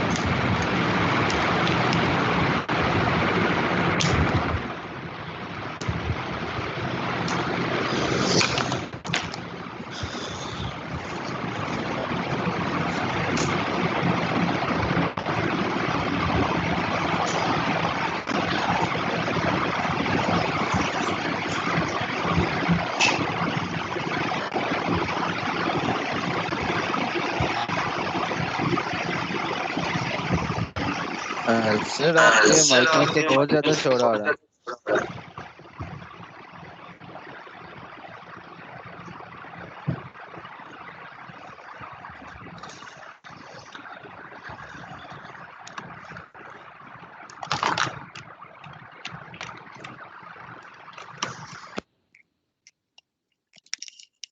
जी, अब तो नहीं आ रहा? नो सर, अब नहीं आ रहा। हाँ, वो मैंने निकाला था। ठीक है, लेक्चर में तो नहीं मसला हुआ, लेक्चर तो ठीक चल रहा है ना, स्मूथ चल रहा है। जी सर, लेक्चर ठीक से रहा है। चले, राइट, मैं आगे इसको स्टार्ट करने लगा हूँ लेक्चर को। One more example, this is example number 2। मैंने ये सोर्सेस डिफरेंट जगहों से लिए हैं, सोर्सेस आप कह लें या जो भी कह लें। ठीक है, ये किसी एक जगह से नहीं है। सो कुछ तो आपको लेक्चर्स मिल जाएंगे स्लाइड की सूरत में, कुछ आपको प्रैक्टिस के लिए जो मैं एक दूंगा, असाइनमेंट दूंगा, वो देख लें। इसके अलावा भी अगर आप इंटरनेट पे या इधर उधर देखें तो सीपीएम पर्ट स्ट्रक्चर की आपको ढेर सारी एग्जांपल्स मिल जाएंगी। सो एग्जांपल्स यानी कि जो प्रैक्टिस है दैट मेक्स मैन परफेक्ट। तो आप उसको करेंगे तो फाइनल, क्योंकि पेपर मैंने आपको जैसे पहले बताया था उसका एक बड़ा पोर्शन से मुराद है कि मतलब अगर 40 नंबर का फाइनल पेपर होता है तो 20 से 25 नंबर आपके इन चीजों के आ जाने हैं जो मैंने अभी आपको पढ़ा दिया और जो मैं आज खत्म करने जा रहा हूँ। ठीक है ना, फिर आपका कुछ 10 नंबर कम से कम जो है वो रिस्क में से आ जाने हैं, रिस्क मैनेजमेंट में से। तो आपका वो चीजें फाइनली कंप्राइज इन्हीं चीजों पे करनी है, बहुत ज्यादा कोर्स फाइनल का नहीं होगा, तो इनको ही आपने ज्यादा जरा प्रैक्टिस करनी है। ओके, ये आपकी एक एग्जांपल है, इसमें डिफरेंट एक्टिविटीज हैं जी। प्रोजेक्ट अप्रूवल, लाइन अवेलेबिलिटी, मैयर एंड स्केच। ठीक है, ये बहुत अच्छा नहीं लिखा हुआ, लेकिन चलें अगर विजिबल है इट्स ओके। ABCDFGHI और ये सारी एक्टिविटीज लिखी हुई हैं, और ये आगे इनके प्रेडिसेसर है, यानी सी जो है उसने ए के बाद आना है, डी जो है उसने सी के बाद आना है। ठीक है, तो ये डिफरेंट उसने लिखी हुई हैं। अच्छा, ये इसके टाइम लिखे हुए हैं उसने। टाइम मतलब नॉर्मल, नॉर्मल अगर हम चलाएं तो ये टाइम है इन एक्टिविटीज के, और ये कॉस्ट है। अगर हम इसकी क्रैशिंग करें तो ये टाइम बन जाएगा। यानी अगर जैसे एग्जांपल हम ए को देखें तो ए अगर 3 दिन ले रही है तो क्रैश करके 1 दिन लेगी, और इसके ऊपर कॉस्ट भी कोई नहीं आ रही। ठीक है ना, मतलब कॉस्ट उतनी ही रहेगी, क्रैशिंग करें या नॉर्मल करें। इसी तरह लाइन अवेलेबिलिटी जो है वो 4 दिन की है, तो वो उसको हम क्रैश नहीं कर सकते, वो 4 ही रहेगी। सी जो है वो ए के बाद आनी है, और वो 2 दिन की एक्टिविटी है, उस पर 900 रुपये या डॉलर जो भी हैं वो लग रहे हैं। उसको हम 1 दिन पे ला सकते हैं और 900 के बजाय 1000 लगेंगे। ठीक है, तो यानी कि ये कॉस्ट है कि ऊपर कितनी जाएगी, 900 के बजाय 1000 की हो जाएगी ये। इसी तरह से अगर मैं कोई एक पकड़ लूं, चलें ये एम पकड़ लेते हैं, प्लेस वाल्स इन पोजीशन। तो ये एम जो है ये एफ एच और आई इन तीनों के बाद आ रही है। ठीक है, तो ये 2 दिन की एक्टिविटी है, हम क्रैश करके इसको 1 दिन पे ला सकते हैं, और नॉर्मल हालत में 500 रुपये लग रहे हैं, अदरवाइज 800 रुपये लगेंगे। तो ये आपको उस तरह से इसने टेबल दिया हुआ है। ठीक है, इसी से अच्छा सबसे पहले डेफिनेटली इसकी वो बनानी है। अब ये बुक जहां से मैंने एग्जांपल पकड़ी है ना, अनफॉर्चुनेटली इसने सारा पर्ड का स्ट्रक्चर बनाया हुआ है जो काफी डिफिकल्ट है। ठीक है, तो आप चाहें तो इसको सीपीएम उस पे बना सकते हैं, AON पे बना सकते हैं, इट्स ऑन टू यू। अब ये आपको structure, it is again your practice कि आप कैसे करते हैं और कैसे बनाते हैं। तो ये ए एक्टिविटी है, ये बी एक्टिविटी है, ये इंडिपेंडेंट है। ए और बी किसी पे डिपेंड नहीं कर रहे हैं, ठीक है। लेकिन सी जो है वो ए पे डिपेंड कर रही है, डी जो है वो सी पे डिपेंड कर रही है, सी ए पे डिपेंड कर रही है, ठीक है, और डी सी पे डिपेंड कर रही है। तो ये कर करा के आपने ये नेटवर्क पूरा बनाया है। अगर आप देखें तो इनमें कुछ डमी एक्टिविटीज भी हैं। उनका मतलब ये है, उसका मतलब ये है कि ये जो एच एक्टिविटी है इसके लिए बी और डी का पूरा होना जरूरी है, ठीक है। यानी अगर मैं पीछे जाके देखूं तो यहाँ कहीं एच है, इसके लिए बी और डी का पूरा होना जरूरी है। तो वो नेटवर्क बनाते हुए उसको फिर डी क्योंकि अलग जा रही थी तो उसने एक डमी एक्टिविटी डाल दी, ठीक है। ये एक्टिविटी है नहीं डी वन, डी वन का मतलब है dummy activity number one, numbering उसने कर दी है, ये डी टू है। अब इसका मतलब ये है कि जे एक्टिविटी अगर आपने स्टार्ट करनी है तो उसके लिए आपको एच भी चाहिए और आई भी चाहिए। यहाँ कहीं लिखा भी होगा ये जे, अगर आपने एक्टिविटी स्टार्ट करनी है ये, तो आपको एच भी चाहिए और आई भी चाहिए, ठीक है। तो ये करके इसने पूरा नेटवर्क ड्रॉ कर दिया और इसके अंदर 5 डमी एक्टिविटीज डाली हैं, ठीक है। और ये 17 नंबर तक जा रहा है, यानी आर आखिरी इसकी एक्टिविटी है। तो आर अगर आपने करनी है तो उसके लिए आपको क्यू भी कंप्लीट करनी है और फिर ओ भी कंप्लीट करनी है, ठीक है। ये देख लेते हैं हम, आर अगर आपको करनी है तो ओ भी कंप्लीट करनी है और क्यू भी कंप्लीट करनी है। तो इस तरीके से ये पूरा नेटवर्क ड्रा हो जाता है और इसने इसका क्रिटिकल पाथ निकाल लिया है, जो होपफुली अब आपको चीजें आनी चाहिए। मैं उसको कैलकुलेशन नहीं कर रहा, तो ये आपको वैसे भी आना चाहिए। ये क्रिटिकल पाथ चल रहा है 1 2 3 4 के बाद 9 पे, 9 के बाद 10, देन 11, देन 12, 14, 16 एंड 17। ये आपका क्रिटिकल पाथ चल रहा है, ठीक है। ये इसने नीचे मेंशन भी किया हुआ है और उसके नंबर ऑफ डेज उसने निकाले हैं जी 32 डेज। जब टाइम की कैलकुलेशन की है तो 32 डेज हैं।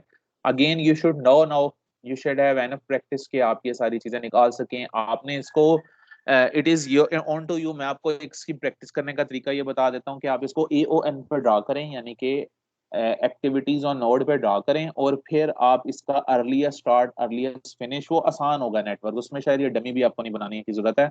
तो आप उसमें अर्लीस्ट स्टार्ट अर्लीस्ट फिनिश निकालें, लेटेस्ट स्टार्ट लेटेस्ट फिनिश निकालें और स्लैक निकालें और फिर क्रिटिकल पाथ निकालें। तो ये आपकी सारी एक प्रैक्टिस हो जाएगी जब आप करेंगे, ठीक है। ओके, ये मैंने वही डायग्राम ड्रा की है और उसके ऊपर मैंने मेंशन भी कर दिया है कि कौन सा क्रिटिकल पाथ है। और नीचे एक टेबल बनाया हुआ है उसने, जिसमें उसने कैलकुलेशन की है सारी एक्टिविटीज की। एक्टिविटी ए जो है वो 3 से कम करके एक दिन पे लाई जा सकती है, ठीक है, और इसके अंदर कॉस्ट भी नहीं आ रही, ठीक है। तो अगर टोटल आपके हैं 32 डेज, 32 डेज इसने जो कैलकुलेट किया है, ठीक है।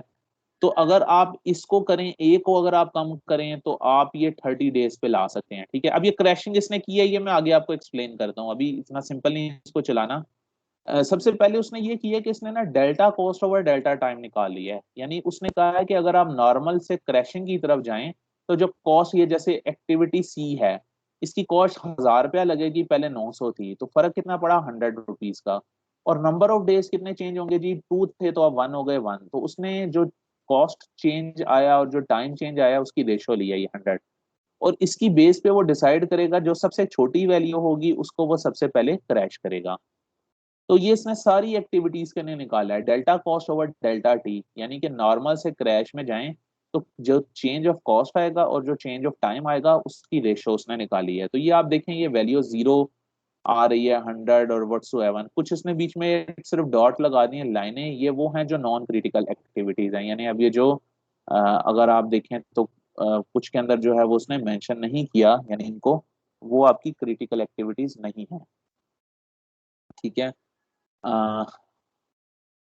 ओके, मैं एक काम करता हूँ, यहाँ से इसको कर लेते हैं, बल्कि चलें यहाँ से कर लेते हैं, ज्यादा क्लियर है। अच्छा, जब ये टेबल देखा ना हमने, ये delta cost over delta T, तो इसमें सबसे जो कम वैल्यू आ रही थी वो 0 ही आ रही थी, ये वाली।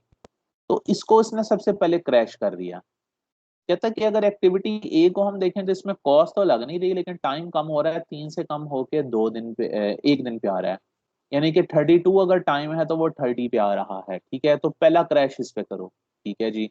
हमने पहला क्रैश एक्टिविटी ए पे कर दिया। ये जो एक्टिविटी ए है ना, ये अब आपकी कम होके आ गई है 2 दिन पे, सॉरी 1 दिन पे, ठीक है। इसके बाद जब मैंने बाकी देखा तो मुझे बाकी वैल्यूज में जो एक नजर आई है जी, ये वैल्यू 100 की नजर आ रही है, ठीक है। अच्छा, इस 100 से ना छोटी वैल्यू एक और है जो कि ये 75 है, लेकिन ये है एफ पे, ठीक है। अगर आप एफ देखें यहाँ पे कहीं, एफ अगर मुझे नजर आए तो एफ कहाँ है, ये एफ है, ये छोटा सा एफ लिखा हुआ है। ये क्रिटिकल एक्टिविटी नहीं है, दिस इज नॉट। अच्छा, इसने ना क्रिटिकल के ऊपर स्टेरिक भी लगा दी है आसानी के लिए, क्रिटिकल एक्टिविटी पे इसने स्टेरिक भी लगा दी है, ठीक है। तो एफ जो है वो नॉन क्रिटिकल एक्टिविटी है, इसलिए उसको उसने क्रैश अभी नहीं किया। पहले आप क्रिटिकल एक्टिविटीज को क्रैश करेंगे, कोशिश करेंगे क्रिटिकल से काम निकले। अगर फिर बाद में जाके, क्योंकि this is very complex example, तो इसमें इसने नॉन क्रिटिकल को भी किया है, लेकिन बाद में जाके। तो पहले हमने ये 100 पकड़ा आर एक्टिविटी को, ठीक है।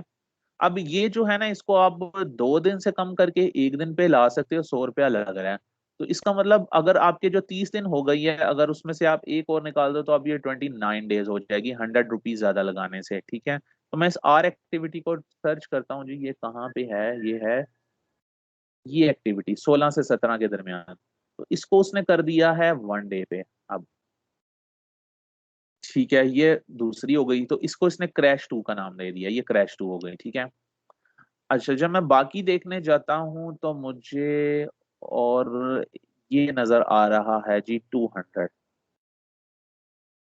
ठीक है। 200 मल्टीपल हैं, आप चाहें तो किसी और पे भी कर सकते हैं, इट्स ऑन टू यू। मैंने फिर आपको भी बताऊंगा कि जरूरी नहीं है कि स्ट्रेटेजी एक जैसी हो, एक ही एग्जाम्पल पर डिफरेंट लोगों की डिफरेंट स्ट्रेटेजीज हो सकती है, हर एक का सोचने का अंदाज मुख्तलिफ होता है, हर एक की कंस्ट्रेंट्स डिफरेंट होती हैं, हर एक प्रोजेक्ट्स के क्राइटेरिया डिफरेंट होते हैं, ठीक है। तो जरूरी है कि जिस तरतीब से ये चल रहा है उसी तरतीब से हम चलें।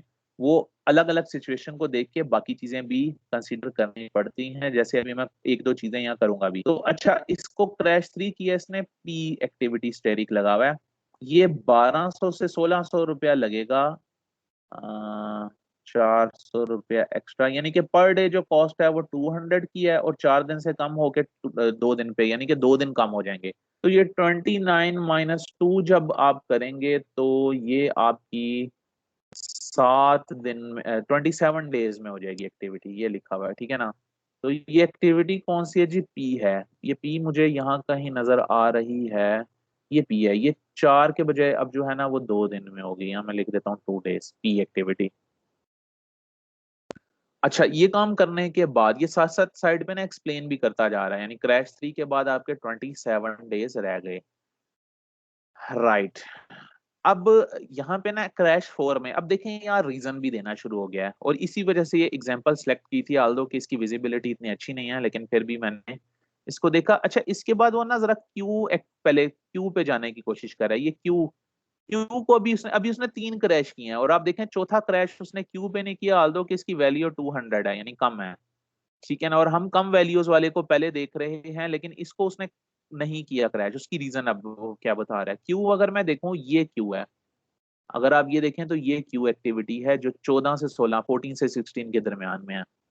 अब इस क्यू के ना पैरेलल एक्टिविटी ओ भी चल रही है, और ये यहाँ पे ये लिख भी रहा है, यानी कि अगर आप क्यू को क्रैश करेंगे तो आपको ओ को भी क्रैश करना पड़ेगा। देखें, अगर ये 2 दिन की एक्टिविटी, क्योंकि क्यू को कंप्लीट होने के लिए एन को होना चाहिए, डमी एक्टिविटी का मतलब है एन होगी और पी होगी तो क्यू होगी, और इसके पैरेलल में ओ चल रही है। अब मैं अगर क्यू को फिलहाल मैं अगर क्रैश कर भी दूं तो फिर मैं ओ तो ज्यादा दिन नहीं, मतलब ओ को भी फिर या तो मैं क्रैश करूं, वो भी 2 दिन ले रही है। ये दोनों जब पैरेलल चल रही हैं तो मुझे तो फिर इन दोनों को, क्योंकि देखें ये ओ भी तब चलेगी जब एन कंप्लीट होगी, ठीक है। ओ भी तब चलेगी जब ये एन कंप्लीट होगी, और क्यू भी तब चलेगी जब ये एन कंप्लीट होगी। तो इसका मतलब है कि इन दोनों ने स्टार्ट तो इकट्ठे होना है, क्यू ने और ओ ने स्टार्ट तो इकट्ठे होना है, और हैं भी दोनों 2 दिन की। तो अगर मैं क्यू को क्रैश कर भी दूंगा तो या तो फिर मैं ओ को भी क्रैश करूं, अदरवाइज फिर मुझे क्यू को क्रैश फिलहाल करने का कोई फायदा नहीं है, ठीक है ना। क्यों? क्योंकि अगर मैं इसके साथ ओ को भी क्रैश करूं तो फिर वो कॉस्ट, क्योंकि ओ को अगर मैं देखूं तो 200 उसके एक्स्ट्रा हैं, ठीक है। तो और क्यू को अगर मैं देखूं तो उसके भी 200 रुपए हैं, तो टोटल तो वो 400 रुपये हो गए, ठीक है। तो फिलहाल फिर मैं इसको छोड़ के मैं जाता हूँ एक्टिविटी एल पे, जो कि 200 रुपये में हो रही है, ठीक है ना। अब मैं अगर एक्टिविटी एल को देखूं तो ये मुझे नजर आती है किस जगह पे, ये मुझे आती है ये एल एक्टिविटी है, ये वाली अगर आप देखें, ठीक है। अब इसके पैरेलल फिलहाल कोई ऐसी चीज नहीं चल रही जैसे सिचुएशन मुझे क्यू पे और ओ पे मिल गई थी। तो मैं क्या करता हूँ, एल को मैं अगर देखता हूँ ये नॉर्मल 2 दिन में हो रही है, एक दिन में या हो सकती है 200 रुपये लगा के, तो 27 में से एक निकाला, 26 दिन रह गए पीछे, ठीक है। तो मैं एल जो एक्टिविटी है इसको मैं, यानी कि ये 2 दिन में है, इसको मैं यहाँ कर देता हूँ 1 डे, यानी अब ये एक दिन में होगी, ओके। इसके ये हो गया मेरा क्रैश 4। अच्छा फिर मैं बताऊं, आप हो सकता है क्रैश 4 पे छोड़ दें, हो सकता है आप इसको आगे लेके चलें, it's again very project to project, ठीक है ना, क्या सिचुएशन है, क्या चल रहा है। बहरहाल फिलहाल ही आगे चला रहा है, हम 26 दिन तक ले आए हैं। अब बाकी जब इसने देखा, ऑब्जर्व किया, तो ये 250 वाली एक वैल्यू मिल रही है, 250, इस पे इसने क्रैश 5 पकड़ा है, ठीक है। ये ई एक्टिविटी है, ये भी क्रिटिकल ही है। तो मैं ई एक्टिविटी ढूंढता हूँ जी, ये किधर पाई जाती है, ये मुझे मिल रही है, ये एक्टिविटी है 2 से 4 के, नहीं सॉरी, सी है,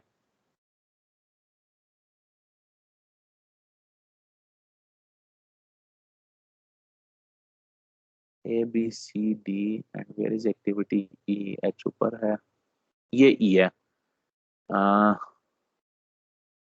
ई एक्टिविटी जी 5 दिन ले रही है, और हम इसको 2 दिन कम कर सकते हैं, और इस पे 250 रुपये पर डे यानी कि आ रही है कॉस्ट, ठीक है ना।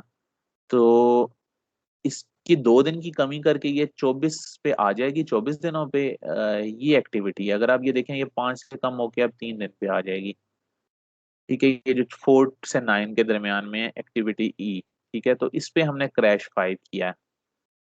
तो अच्छा, लेकिन कुछ ऑब्जर्वेशंस भी आ रही हैं इसके ऊपर, वो क्या आ रही हैं वो जरा देखते हैं। ये क्रैश 5 को जरा आप देखें, यहाँ पे एक स्टेटमेंट वो लिख रहा था, पाथ ई जी के एल, ये पूरा पाथ इसने पकड़ा है, यानी कि अगर आप देखें ये ई से अलहदा हो रहा है, पाथ ई जी के और एल, ये सारा ये पाथ आ रहा है। इसके पैरेलल में एक पाथ चल रहा है एफ और एम, एफ 9 दिन ले रहा है और एम 2 दिन ले रहा है, तो ये 11 दिन बन रहे हैं, ठीक है। अब ये आपको ना जरा देखना नेटवर्क, क्योंकि ये थोड़ा सा कम्प्लेक्स है, आपको देखना पड़ता है। ई जो पहले 5 दिन, 3 दिन तो मैंने किया है बाद में, पहले ये 5 दिन था, फिर 5 दिन ये है, जी का 10 दिन हो गए, फिर के 6 दिन है 16, और फिर 2 दिन इसके हैं, सॉरी 1 दिन कर दिया मैंने, यानी ये मैंने ये वाली जो एक्टिविटी है एल की 1 दिन कर दी, तो ये 17 दिन बन रहे हैं। तो मुझे ये देखना है कि ये पैरल देखें, जब आप यहाँ पहुंचेंगे 12 पे, तो 12 से आगे आप तब ही चल सकते हैं जब ये 11 भी कंप्लीट होगा और ये 8 वाली लाइन भी कंप्लीट होगी।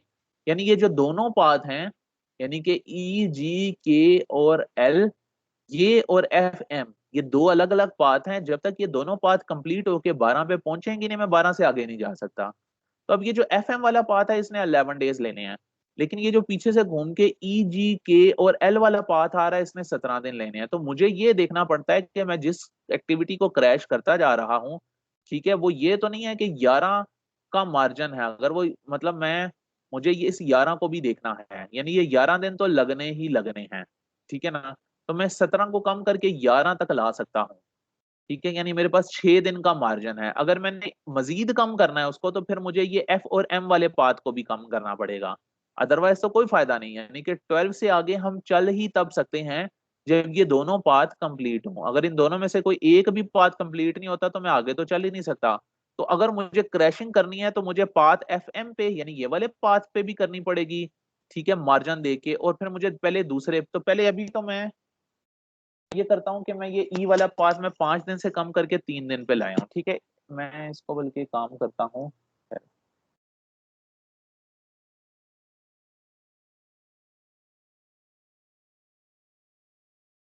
साफ हो जाए, राइट। मैं दोबारा बताता हूँ जी, ये एफ एम जो है ये 2 दिन का है, यानी कि 9+11, 9+2 सॉरी 11, ठीक है। और ये जो पाथ ई जी के और एल चल रहा है, ये 5 5 10 6 16, और ये एल जो है ये 2 था, ये 18, यानी इसको मैंने 1 कर दिया था, तो ये 17 दिन पे मैं लेके आया हुआ हूँ, तो मुझे इस तरह से इसको क्रैश करना है कि ये 11 से फर्क रखें, मतलब ये 11 दिन तक क्रैश हो सकता है, 11 तक मैं इसे ला सकता हूँ 17 को। इससे कम करूंगा तो मुझे दोनों पाथ को क्रैश करना पड़ेगा। तो एनी हाउ फिलहाल इसने ई को किया क्रैश 5 से कम करके 3 दिन पे लाया है, ठीक है। तो ओवरऑल जो आप क्रैश 5 करने के बाद, यहाँ पे मैंने कहीं क्रैश 5 किया था, आपके दिन 24 हो गए हैं। और मुझे इसकी कैलकुलेशन भी करनी है कि 3 और 5 8 और 6 14 और 1 15 दिन, यानी ये 17 से कम होके 15 हो गए हैं। तो अभी यहाँ पे इस बात पे मेरे पास 4 दिन का और मार्जिन पड़ा हुआ है जो मैं कम कर सकता हूँ, ठीक है। तो ओके, ये हो गया क्रैश 5। क्रैश 6 है जी बिटवीन जी एंड के, ठीक है। ये जी है जी, ये जी है और ये के है, ठीक है। और ये भी मैं इसी बात पे, ये जी है और ये के है। अब मुझे इनमें से किसी एक को क्रैश करना है। इसकी वजह ये है क्योंकि जी जी के ऊपर 500 रुपया लग रहा है और के पे 400 लग रहा है। क्योंकि 400 रुपये कम है, इस वजह से मैं पहले के को क्रैश करूंगा। तो ये 6 से कम हो के 3 दिन पे, यानी कि 3 दिन में इसको कम कर सकता हूँ, ठीक है। तो जब मैं इसको 3 दिन कम करूंगा के को, के वेयर इज के, ये आपके पास आ जाएगा जी 3 डेज पे। ये 3 दिन हो गया आपका, ठीक है। और ये जो 15 दिन है ये भी आपके कम होके हो गए, 15 में से 3 निकाल दें आप, 12 दिन हो गए, ठीक है। और ओवरऑल क्योंकि आपने 3 दिन कम किए हैं क्रैश 6 में से, तो ये आपके 21 दिन रह गए, ठीक है। ओके, तो ये हमने कर दिया 21 डेज तक। अब क्रैश 7 में मैं जी पे जाऊंगा। अब मुझे देखनी है एक बात, अब मैं जी को एक दिन से ज्यादा नहीं कर सकता। क्यों? क्योंकि ये 12 दिन पे तो आया हुआ है। अगर मैं कर भी दूं ज्यादा, तो ये एफ एम वाला जो पाथ है ये 11 दिन तो पहले ही ले रहा है। अगर मैं जी को 5 से कम करके, या जी पे मैं कितना कर सकता हूँ, जी को 5 से कम करके वो 2 दिन पे, ये इसने मेंशन किया हुआ है, 5 से कम करके वो 2 दिन पे ला सकता है, लेकिन उसका फायदा कोई नहीं है, ठीक है। जी को मैं 5 से कम सिर्फ एक दिन ही कम करूंगा, क्योंकि जब मैं एक दिन कम करूंगा तो ये 12 से कम होके 11 रह जाएगा, और पहले इधर 11 है, तो या तो मैं इन दोनों को कम करूं, अगर नहीं तो फिर मैं सिर्फ जी का एक दिन कम करूंगा। जी अब मेरा रह जाएगा 4 दिन का, ठीक है। तो वो ये कहता है now ji cost ₹500 per day, crash to O Q बहुत, ठीक है। और कंबाइन अगर हम करें तो वो ज्यादा पड़ते हैं। तो आपको ये देखना पड़े। अच्छा एक मिनट कह रहे हैं, इसने पैरेलल शायद और भी कुछ क्रैश कर दी है, क्रैश नंबर 7।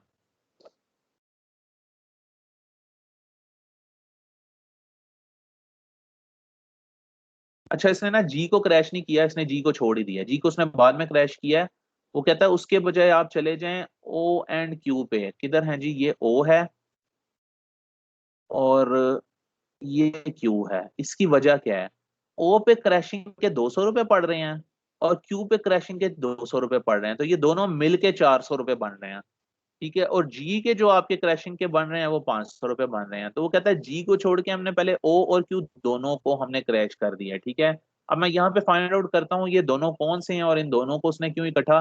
देखें, ये ओ है, मैंने पहले भी आपको डिस्कस किया, ये ओ है और ये क्यू है, और ये दोनों पैरेलल हैं, ठीक है। अगर आप क्यू को क्रैश करेंगे तो ओ को करना पड़ेगा, अदरवाइज फायदा कोई नहीं है। अगेन मैं इसको एक मिनट करें,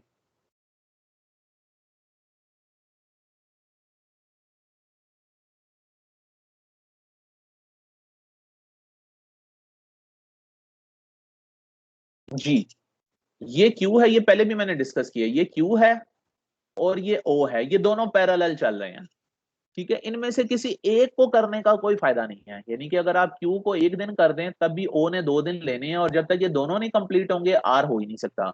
तो अब वो कहते हैं हम इन दोनों को फिर क्रैश करते हैं, क्योंकि ओ जो है उसको आप 2 से कम करके एक दिन पे ला सकते हैं, ओके। और जो आपका क्यू है वो किधर है जी? ये भी आप 2 से कम करके एक दिन पे ला सकते हैं।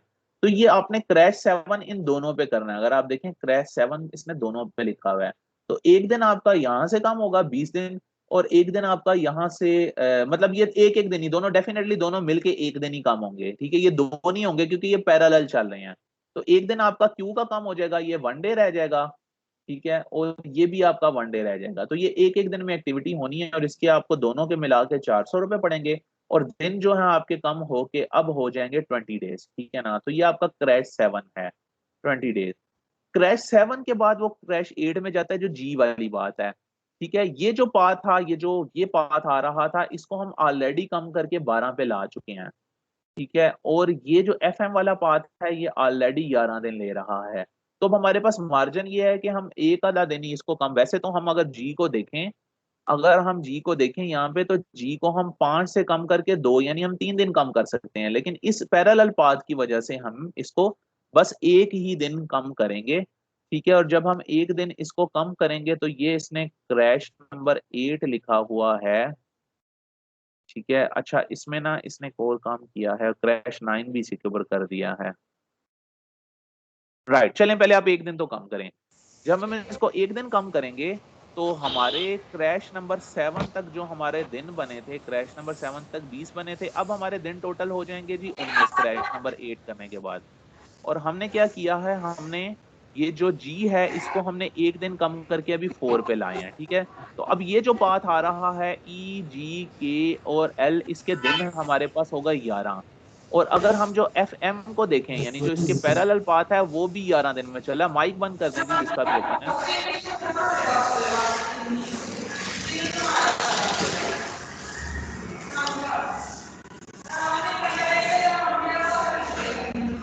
अपने माइक्स देखें जी, जिसका माइक खुला है बंद कर दें।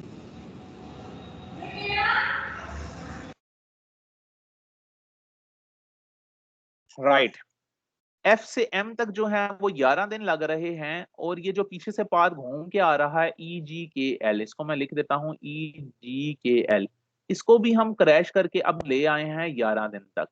ठीक है, अब ये दोनों 11 हैं। अब अगर हमें क्रैश करना है तो हमें इन दोनों पाथ्स को करना पड़ेगा, अदरवाइज हम इसको ऐसे ही छोड़ देंगे। अगर हमें फर्दर क्रैश करना है, जो उसने क्रैश 9 किया भी है, it is possible to further crash G by 2, यानी आप जी को अभी देखें, जी जो है इसको मैं 5 से कम करके अभी तक 4 दिन पे लाया हूं, हम इसको मजीद 2 दिन क्रैश और कर सकते हैं। ठीक है, but this crash will require a crash of 2 days of parallel activity F. फिर आपको एफ को भी क्रैश करना पड़ेगा, और एफ किधर है ये, अच्छा एफ है मतलब एफ क्रिटिकल एक्टिविटी नहीं है, लेकिन सिचुएशन ऐसी है कि अब मुझे इसको भी छेड़ना पड़ेगा, और ये 9 दिन की है। मैक्सिमम मैं इसको 5 दिन पे ला सकता हूँ, लेकिन उसका फायदा कोई नहीं, मैं इसको भी 2 दिन कम करूंगा। ठीक है, तो अगर मैं इसको 2 दिन कम करूं, एफ को भी, और फिर मैं साथ जी को भी कम करूं, तो एफ के जो पैसे बन रहे हैं वो 75 रुपीज हैं। ठीक है ना, तो 2 दिन जब आप कम करेंगे तो ये आपके बन जाएंगे तकरीबन 150 रुपीज, और यानी कि यहाँ मैं लिख देता हूँ 150 रुपीज प्लस जो आपकी दूसरी एक्टिविटीज के पैरेलल में जी आप कर रहे हैं, जी जी किधर है, ये है, इसके आपको पड़ रहे हैं 500 पर डे। तो टोटल आपके 2 days के बन जाएंगे 1000, तो ये आपका तकरीबन 1150 रुपये एक्स्ट्रा लगेंगे। और अगर आप इसको पर डे निकालेंगे, तो 2 दिन के है ना, पर डे निकालें तो वो आपके 575 रुपये लगेंगे। तो ये आपका क्रैश हो सकता है, और यहाँ से 2 दिन और कम होके हमारे जो दिन है वो अब रह जाएंगे 17। तो ये आपका जी पूरा का पूरा एक पैकेज है, कि यानी आपका जो प्रोजेक्ट था वो था 32 डेज का। आप 32 डेज से उसको उठा के, मैं अगेन ये कह रहा हूँ, ये रूल मैंने मतलब जो लगाए हैं क्रैशिंग के, जरूरी नहीं है कि आप इसी तरह चलाएं, आप इसको डिफरेंट तरीके से भी कर सकते हैं, कुछ और प्रेफरेंस देके भी कर सकते हैं। तो 32 से कम करके मैं 17 डेज के ऊपर इसकी क्रैशिंग को लेके आया हूँ। ठीक है ना, तो अगर मैं 32 से इसको उठा के 17 डेज पे लेके आया हूँ, तो इसका मतलब है कि मैं इसको 17 डेज, और मे भी अगर मैं फर्दर वर्क करूं तो मजीद क्रैशिंग भी पॉसिबल हो जाए, मजीद भी कहीं ना कहीं से क्रैशिंग इसकी निकल आए। ठीक है ना, तो इसको पर फिलहाल इसने यहाँ तक करके नो क्रैश करके छोड़ दिया है। तो अभी मैंने फैसला नहीं किया कि मैंने 32 दिन में करना है या 17 दिन में करना है, अभी मैंने फर्दर डिसीजन लेना है। अभी मैं थोड़ी कैलकुलेशन करूंगा कि यार ये टोटल पैसे बढ़ कितने रहे हैं, क्योंकि हर क्रैश में देखें, क्रैश 1 में तो चलें कोई पैसा नहीं बढ़ा, लेकिन अगर आप क्रैश 2 में देखें 100 रुपए ज्यादा लग गए, 3 में देखें 200 लग गए, 4 में देखें 200 लग गए, तो ये जब आप सारे ऐड करेंगे तो आपके पैसे भी ज्यादा बन रहे हैं। तो ओके, यहाँ तक अगर आपका कोई क्वेश्चन है तो आप पूछ लें, अदरवाइज मैं एक आखिरी फाइनल इसकी थोड़ा सा कॉस्ट का एनालिसिस करके इसको एंड कर दूंगा मैं।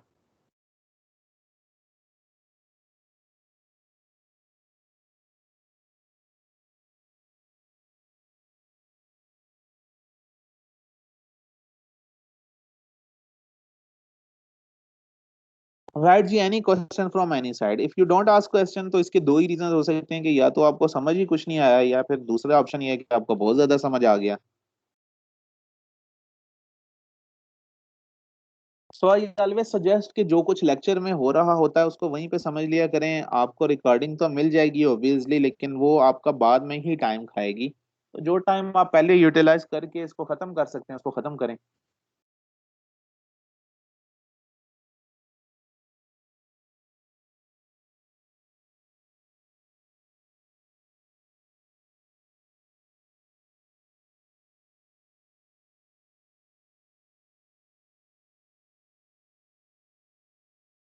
ओके 45 लोग हैं और आई एम सपोजिंग के सबको बहुत अच्छी समझ आ रही है,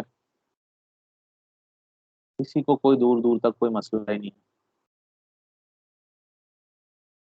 चलें, ठीक है, ऐसा तो ऐसे ही सही, आगे चलते हैं।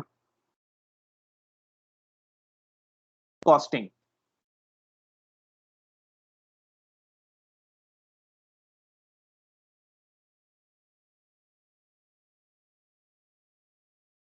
राइट जी। मैं अपने प्रोजेक्ट के दिनों को 32 से कम करके 17 पे तो ले आया हूं, लेकिन ऐसा नहीं है कि मैं देखें मेरी प्रेफरेंस है, हो सकता है मेरी प्रेफरेंस टाइम हो। मैं कहता हूं यार पैसे जितने मर्जी लगे प्रोजेक्ट जल्दी खत्म हो जाए। एक ये हो सकती है और सिचुएशन, दूसरी ये सिचुएशन है कि नहीं यार मैं ये कहता हूँ पैसे भी बचाने हैं, टाइम जितना मर्जी लगे लेकिन पैसे मेरे लिए ज्यादा इंपॉर्टेंट है। मैंने अगेन आपको बताया कि कंस्ट्रेंट्स होती हैं सारी, ठीक है ना, बजट की भी और टाइम की भी। तीसरी ऑप्शन ये है कि नहीं यार दोनों को ऑप्टिमाइज करते हैं। ऑप्टिमाइज का मतलब है कि दोनों देखते हैं कि कहाँ पे तसल्ली बख्श सा सोल्यूशन मिल रहा है। तो अब ये एग्जांपल ये है कि देखें जब आप नंबर ऑफ डेज को कम करते हैं ना, तो कुछ कॉस्ट कम भी होती है। उस कॉस्ट को हम कहते हैं जी आपकी ओवरहेड कॉस्ट। यानी कि पर डे के हिसाब से जब आप डेज को कम करते हैं ना तो कुछ पैसे कम भी होते हैं, यानी कि कुछ तो आप बढ़ा देखें जैसे हमने वैसे अगर फर्ज करें कि नॉर्मल हालत में 18,900 रुपये लग रहे थे, इसको हम कहते हैं ऑपरेशन कॉस्ट। तो आपको याद होगा जब मैंने पहली एक्टिविटी क्रैशिंग की थी तो 100 रुपये कुछ कोई फर्क नहीं पड़ा था, 18,900 ही लगेंगे।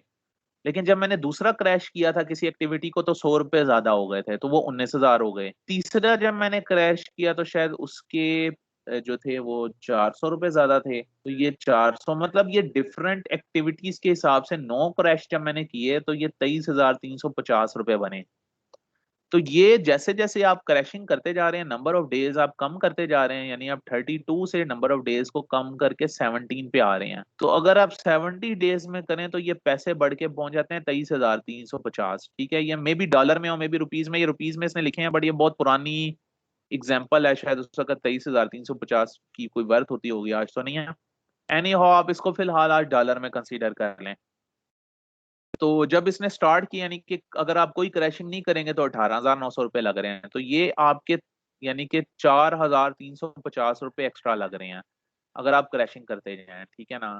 तो अब आपके ऊपर है कि आप ये 4,350 रुपये बढ़ा बचाना चाहते हैं या आपके लिए टाइम की ज्यादा इंपॉर्टेंस है। लेकिन सिर्फ एक ऑपरेशन कॉस्ट पे नहीं आपने डिसीजन लेना, एक ओवरहेड कॉस्ट भी होती है जो नंबर ऑफ डेज जैसे जैसे ज्यादा होते हैं तो ये ज्यादा होती जाती है, ठीक है ना। ये होती क्या है, ये इसने यहाँ पे जो चीज डिफाइन की है, बहरहाल जरूरी नहीं है कि इसी तरह से हो। ये मिक्सचर होती है एक सेटअप कॉस्ट का और एक सुपरविजन और मैनेजमेंट कॉस्ट का, ठीक है। वो कहता है कि अगर ओवरहेड कॉस्ट नॉर्मल एक्टिविटी में हो, यानी कि तो कहता है कि ये हमारी सेटअप कॉस्ट 2,000 रुपये है जो फिक्स है, और कुछ एक्टिविटीज की कॉस्ट है जो नंबर ऑफ डेज पे डिपेंड कर रही है, वो 350 रुपया पर डे है, ठीक है। वो कहता है अब 350 रुपये जरब 32, अगर 32 दिन लगेंगे तो ये जो अमाउंट बनेगी ये बन जाएगी टोटल मिला के 13,200 रुपये, ठीक है। लेकिन अगर आप डेज को 30 कर दें, यानी पहली क्रैशिंग के बाद डेज 30 हो जाएं, तो ये 350 जरब 32 के बजाय 30 आ जाएगा, तो कॉस्ट कम होके आ जाएगी 12,500 रुपये, ठीक है। इसी तरह से अगर आप नंबर ऑफ डेज को 29 कर दें, करते करते करते 17 पे करते जाएं, तो ये वाली कॉस्ट कम, यानी कि ओवरहेड कॉस्ट आपकी कम होती जाएगी। ऑपरेशन कॉस्ट आपकी बढ़ती जा रही है, ठीक है, लेकिन ओवरहेड कॉस्ट आपकी कम होते होते होते आके हो गई 7,950 रुपये, ठीक है। तो आपने जरी बात है जो टोटल कॉस्ट है वो तो आपने इन दोनों को ऐड करके निकालनी है, यानी ओवरहेड कॉस्ट और ऑपरेशन कॉस्ट को ऐड करना है। तो ये टोटल कॉस्ट आपकी 32,100 से शुरू हुई थी और 31,800 पे आगे खत्म हुई, ठीक है ना। यानी अगर आप नॉर्मल हालत में करें तो 32,100 लगते हैं, और अगर आप 9 क्रैश करें तो 31,800 रुपए लगते हैं। तो आप क्या करते हैं, आप एक ग्राफ ड्रा करते हैं, आप एक्स एक्सिस पे लेते हैं नंबर ऑफ डेज को, 32, 30, 28, 26, 24, 25, 22, 20, 18, 16, और वाई एक्सिस पे आप लेते हैं इस कॉस्ट की वैल्यू को। एक्सेल पे आप ग्राफ ड्रा कर सकते हैं, वैसे भी कर सकते हैं। तो जब आप ये ग्राफ ड्रा करते हैं तो आप क्या देखते हैं कि ये इस जगह पे आके जो है ना कॉस्ट की वैल्यू मिनिमम आ रही है। ठीक है, तो ये जब आप देखेंगे तो ये तकरीबन 24 डेज हैं या वीक्स हैं, जो भी हैं, इसके आसपास कोई वैल्यू बन रही है। ठीक है ना, यानी कि ये आपका ये है 24 डेज, ये 5वें क्रैश करने पे हुआ था। ठीक है, ये वैल्यू बन रही है 30,500, सबसे कम वैल्यू ये बन रही है आपकी। ठीक है, तो इसका मतलब है कि अगर मैं क्रैश 9 तक ले जाऊं तब भी मुझे कॉस्ट ज्यादा पड़ेगी। तो मेरे लिए आइडियल सिचुएशन क्या है कि मैं 5वें क्रैश के बाद इसे छोड़ दूं। ठीक है, 5वां क्रैश वो क्रैश होगा जहां पे मेरी कॉस्ट कम से कम होगी, क्योंकि क्रैशिंग करने से ऑपरेशन कॉस्ट तो बढ़ती जा रही है लेकिन ओवरहेड कॉस्ट जो है वो कम होती जा रही है। तो दोनों का मिक्सचर मैंने बना के देखना है। कुछ चीजें होती हैं जो नंबर ऑफ डेज बढ़ने से, ठीक है, बढ़ती भी जाती हैं, और कुछ ऐसी होती हैं जो कम होती जाती हैं। ठीक है ना, तो आपने इन दोनों का मिक्सचर करके देखना है। तो वो 24 डेज पे आपको ऑप्टिमम वैल्यू मिल रही है। ठीक है, तो अब आपकी मर्जी है कि आपके लिए प्रेफरेंस क्या 24 दिन में करना है, आप 24 दिन वाला कर लें। अगर आप कहते हैं यार छोड़ो, पैसों की कोई अहमियत ही नहीं है, ठीक है, दिन कम लगने चाहिए, तो आप फिर ये 17 दिन वाली ऑप्शन ले लें। अगर आप कहते हैं यार नहीं, दिन बड़े हैं मेरे पास, ठीक है, और पैसों का भी कोई मसला नहीं है, मैं सुकून से काम करना चाहता हूँ, तो आप पहली ऑप्शन ले लें, नॉर्मल हालत वाली। तो this is the way you call it a crashing of project. Crashing का मतलब है you will crash each and every activity और the activity of your preference. ठीक है, आप पहले क्रिटिकल पाथ निकालेंगे, आप पहले क्रिटिकल पाथ का स्लैक निकालेंगे। जब क्रिटिकल पाथ का पता चल जाएगा तो आपको पता चल जाएगा कि यार मैं किस जगह पे क्रैशिंग कर सकता हूँ और उससे कितने दिन कम होंगे और कितने पैसे ज्यादा या कम होंगे। ठीक है, फिर उसके हिसाब से आप अपना फाइनल डिसीजन लेते हैं। ओके जी, यहाँ तक कोई बात आपने पूछनी हो, ऑलमोस्ट लेक्चर एंड हो रहा है, तो आप पूछ सकते हैं, अदरवाइज मैं ये एक दो बातें हो रहे हैं बता के मैं उसको एंड करूंगा। सर ये ओवरहेड कॉस्ट और ऑपरेशन कॉस्ट का बता दें थोड़ा सा। मैं बता देता हूँ, मैं इसको दफा साफ कर देता हूँ।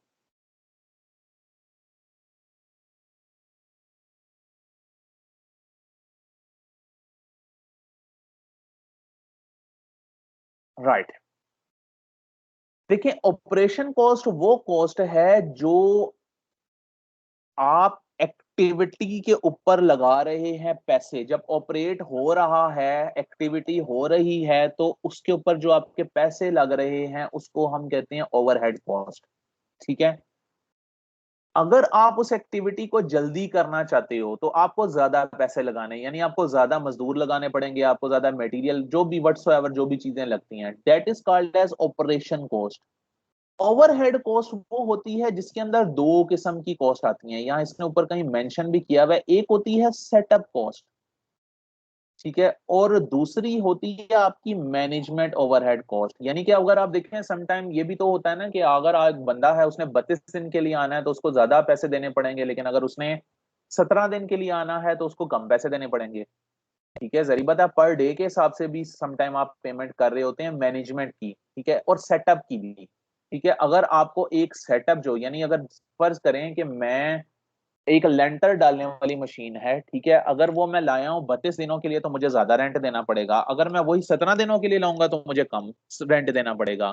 तो कुछ कॉस्ट ऐसी होती हैं जो दिन कम करें तो बढ़ती हैं, वो होती है ऑपरेशन कॉस्ट, क्योंकि आपको ज्यादा पैसे लगाने पड़ते हैं। कुछ कॉस्ट ऐसी होती हैं जो कि दिन जैसे जैसे बढ़ते हैं तो वो कम होती जाती हैं, उसमें आती हैं ओवरहेड कॉस्ट। ठीक है, उसमें आपकी सेटअप कॉस्ट है, जैसे मैंने लेंटर मशीन वाली एग्जांपल दी। ठीक है ना, तो ये दो तरह की कॉस्ट साथ साथ चल रही होती हैं पैरेलल। यानी अगर आप 32 दिन का काम 17 दिन में करेंगे तो आपको डिफरेंट चीजों के रेंट कम पड़ेंगे, ठीक है ना, उस मद में आपकी बचत हो जाएगी। ठीक है, लेकिन आपको 32 दिन का काम 17 दिन में कराने के लिए मे भी ज्यादा मजदूर रखने पड़े, ज्यादा रिसोर्सेज यूज करने पड़े, तो उस मद में आपकी कॉस्ट ज्यादा हो जाएगी। तो ओवरहेड कॉस्ट वो होती है जो डेली बेसिस पे होती है। ठीक है ना, उसमें आपके रेंट हो सकते हैं, उसमें आपके कोई एक्सपर्ट को पैसे देने हैं वो हो सकते हैं। ठीक है, ऑपरेशन कॉस्ट वो होती है जो आपकी ऑपरेशन की बेस पे जो काम किया जा रहा है, जो एक्टिविटी की जा रही है, उसकी अपनी कॉस्ट होती है, ठीक है ना। अगर आप मतलब एक काम 5 दिन का है उसको 2 दिन में कर रहे हैं तो डेफिनेटली ऑपरेशन कॉस्ट बढ़ जाएगी, ठीक है। तो ये दोनों पैरेलल में, एक कॉस्ट अगर आप देखें तो नंबर ऑफ डेज बढ़ने से कम हो रही है, ऑपरेशन कॉस्ट अगर आप देखें तो वो नंबर ऑफ डेज बढ़ने से बढ़ रही है। तो आपने तो टोटल कॉस्ट देखनी है, आप इन दोनों को ऐड कर दें, इन दोनों को ऐड करके फिर आप देखें जी कि आपको ऑप्टिमम सोल्यूशन कहां पे मिल रहा है, तो वो आपको यहाँ 24 डेज पे मिल रहा है।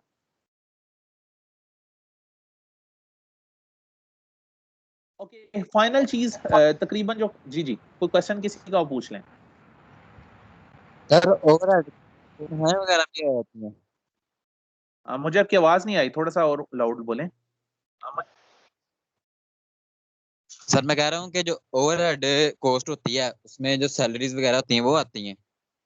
नहीं नहीं नहीं नहीं, ओवरहेड कॉस्ट में सैलरी सारों की नहीं आ सकती। देखिए पता है क्या, सैलरी के हेड डिफरेंट होते हैं समटाइम। कुछ लोग होते हैं जो आपके परमानेंट रेगुलर एम्प्लॉय होते हैं, कुछ लोग होते हैं जो आपके कॉन्ट्रैक्ट पे एम्प्लॉय होते हैं, ठीक है।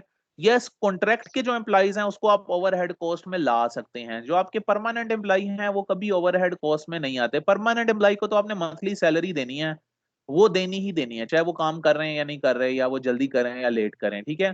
ओवरहेड कॉस्ट में आपका आ जाती है एक सेटअप कॉस्ट। देखिए याद रखें, जब भी आप कोई प्रोजेक्ट करते हैं ना तो पर डे के हिसाब से आपको कुछ चीजें सेटअप में लानी पड़ती हैं, तो उस सेटअप को लगाने के लिए कॉस्ट होती है। जैसे मैंने आपको अगेन एग्जांपल दी है कि अगर आप कंस्ट्रक्शन कर रहे हैं तो आपने कोई मशीन ली हुई है लेंटर डालने के लिए, ठीक है, वो आपने रेंट पे ली हुई है। अब वो रेंट का तो आपको पर डे के हिसाब से पड़ने हैं पैसे, ठीक है, तो उसको आप ओवरहेड कॉस्ट में लाएंगे, ठीक है ना। आपके जितने दिन ज्यादा लग रहे हैं, अगर आपके 32 दिन लग रहे हैं तो वो 13,200 रुपये बन रहे हैं, ठीक है। तो इट मे बी, यहाँ पे इसने मेंशन किया बट जरूरी नहीं है कि ऐसा ही हो। इसको इसने दो हिस्सों में डिवाइड किया, एक सेटअप कॉस्ट है और एक आपकी मैनेजमेंट कॉस्ट है, ठीक है ना। जरूरी नहीं है कि ये ओवरहेड कॉस्ट में ये दो ही हों, और भी बहुत सारी कॉस्ट हो सकती हैं। ये तो इसने एक, ठीक है, एक एग्जांपल देने के लिए आपको बता दिया है, ठीक है। There may be multiple things in overhead cost, ठीक है। आपकी मे बी आपने कहीं जो अपना सामान है जो आप लाए हो, ठीक है, आप यूं कर लें, चले मैं आपको एक और एग्जांपल इसकी दे देता हूँ।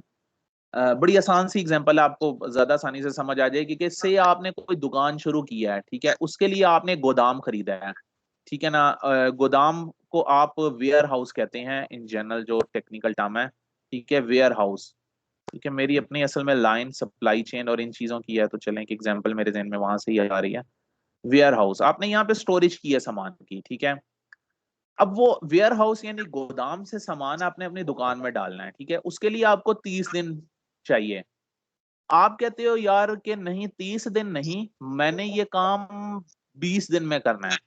अब 20 दिन में करने के लिए आपको क्या करना पड़ेगा, आपको मजदूर ज्यादा लगाने पड़ेंगे, ठीक है ना। जितने आप मजदूर लगा रहे थे आपको मजदूर की तादाद बढ़ानी पड़ेगी, तो वो 30 दिनों का काम 20 दिन में कर देंगे। अब आप में आपकी ऑपरेशन कॉस्ट बढ़ जाएगी, क्यों? क्योंकि आपने मजदूरों को ज्यादा पैसे देने हैं, ठीक है ना, डेफिनेटली ज्यादा मजदूर लगेंगे तो ज्यादा पैसे। लेकिन दूसरी तरफ देखें, आपने जो गोदाम था उसका रेंट भी तो दे रहे थे, अगर आपको वो 30 दिन के बजाय 20 दिन का देना पड़े तो वो आपके ओवरहेड कॉस्ट में आ जाएगा, यानी अब आपको वो किराया कम देना पड़ेगा। तो फिर आप क्या करते हो, आप इन दोनों जो कॉस्ट है इनको सम करके कहीं ना कहीं ऑप्टिमाइज करते हो चीजों को, ठीक है ना। जहां पे वो ऑप्टिमम वैल्यू मिलती है वो आप अडॉप्ट कर लेते हो।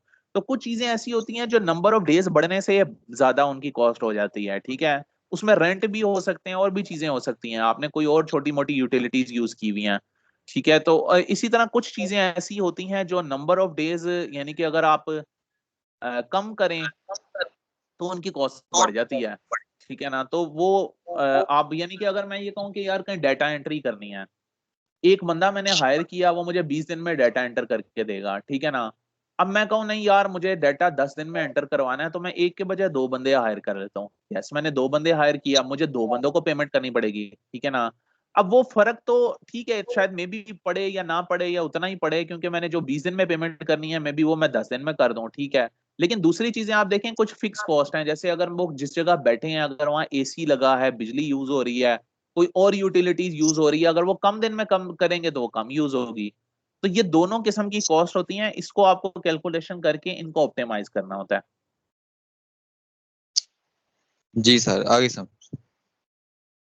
ओके, क्रिटिकल चेन में आपके पास जी ये critical path, for example A B C D E, ये 5 एक्टिविटीज हैं जो क्रिटिकल पाथ पे हैं। अब ये एक ना कंसेप्ट होता है बफर का, ये डालना लाजमी होता है। इस कॉन्सेप्ट का मतलब ये होता है बफर वो हिस्सा होता है जहां पे आपका टाइम ज्यादा लग सकता है। इन जनरल टर्म्स में बता रहा हूँ।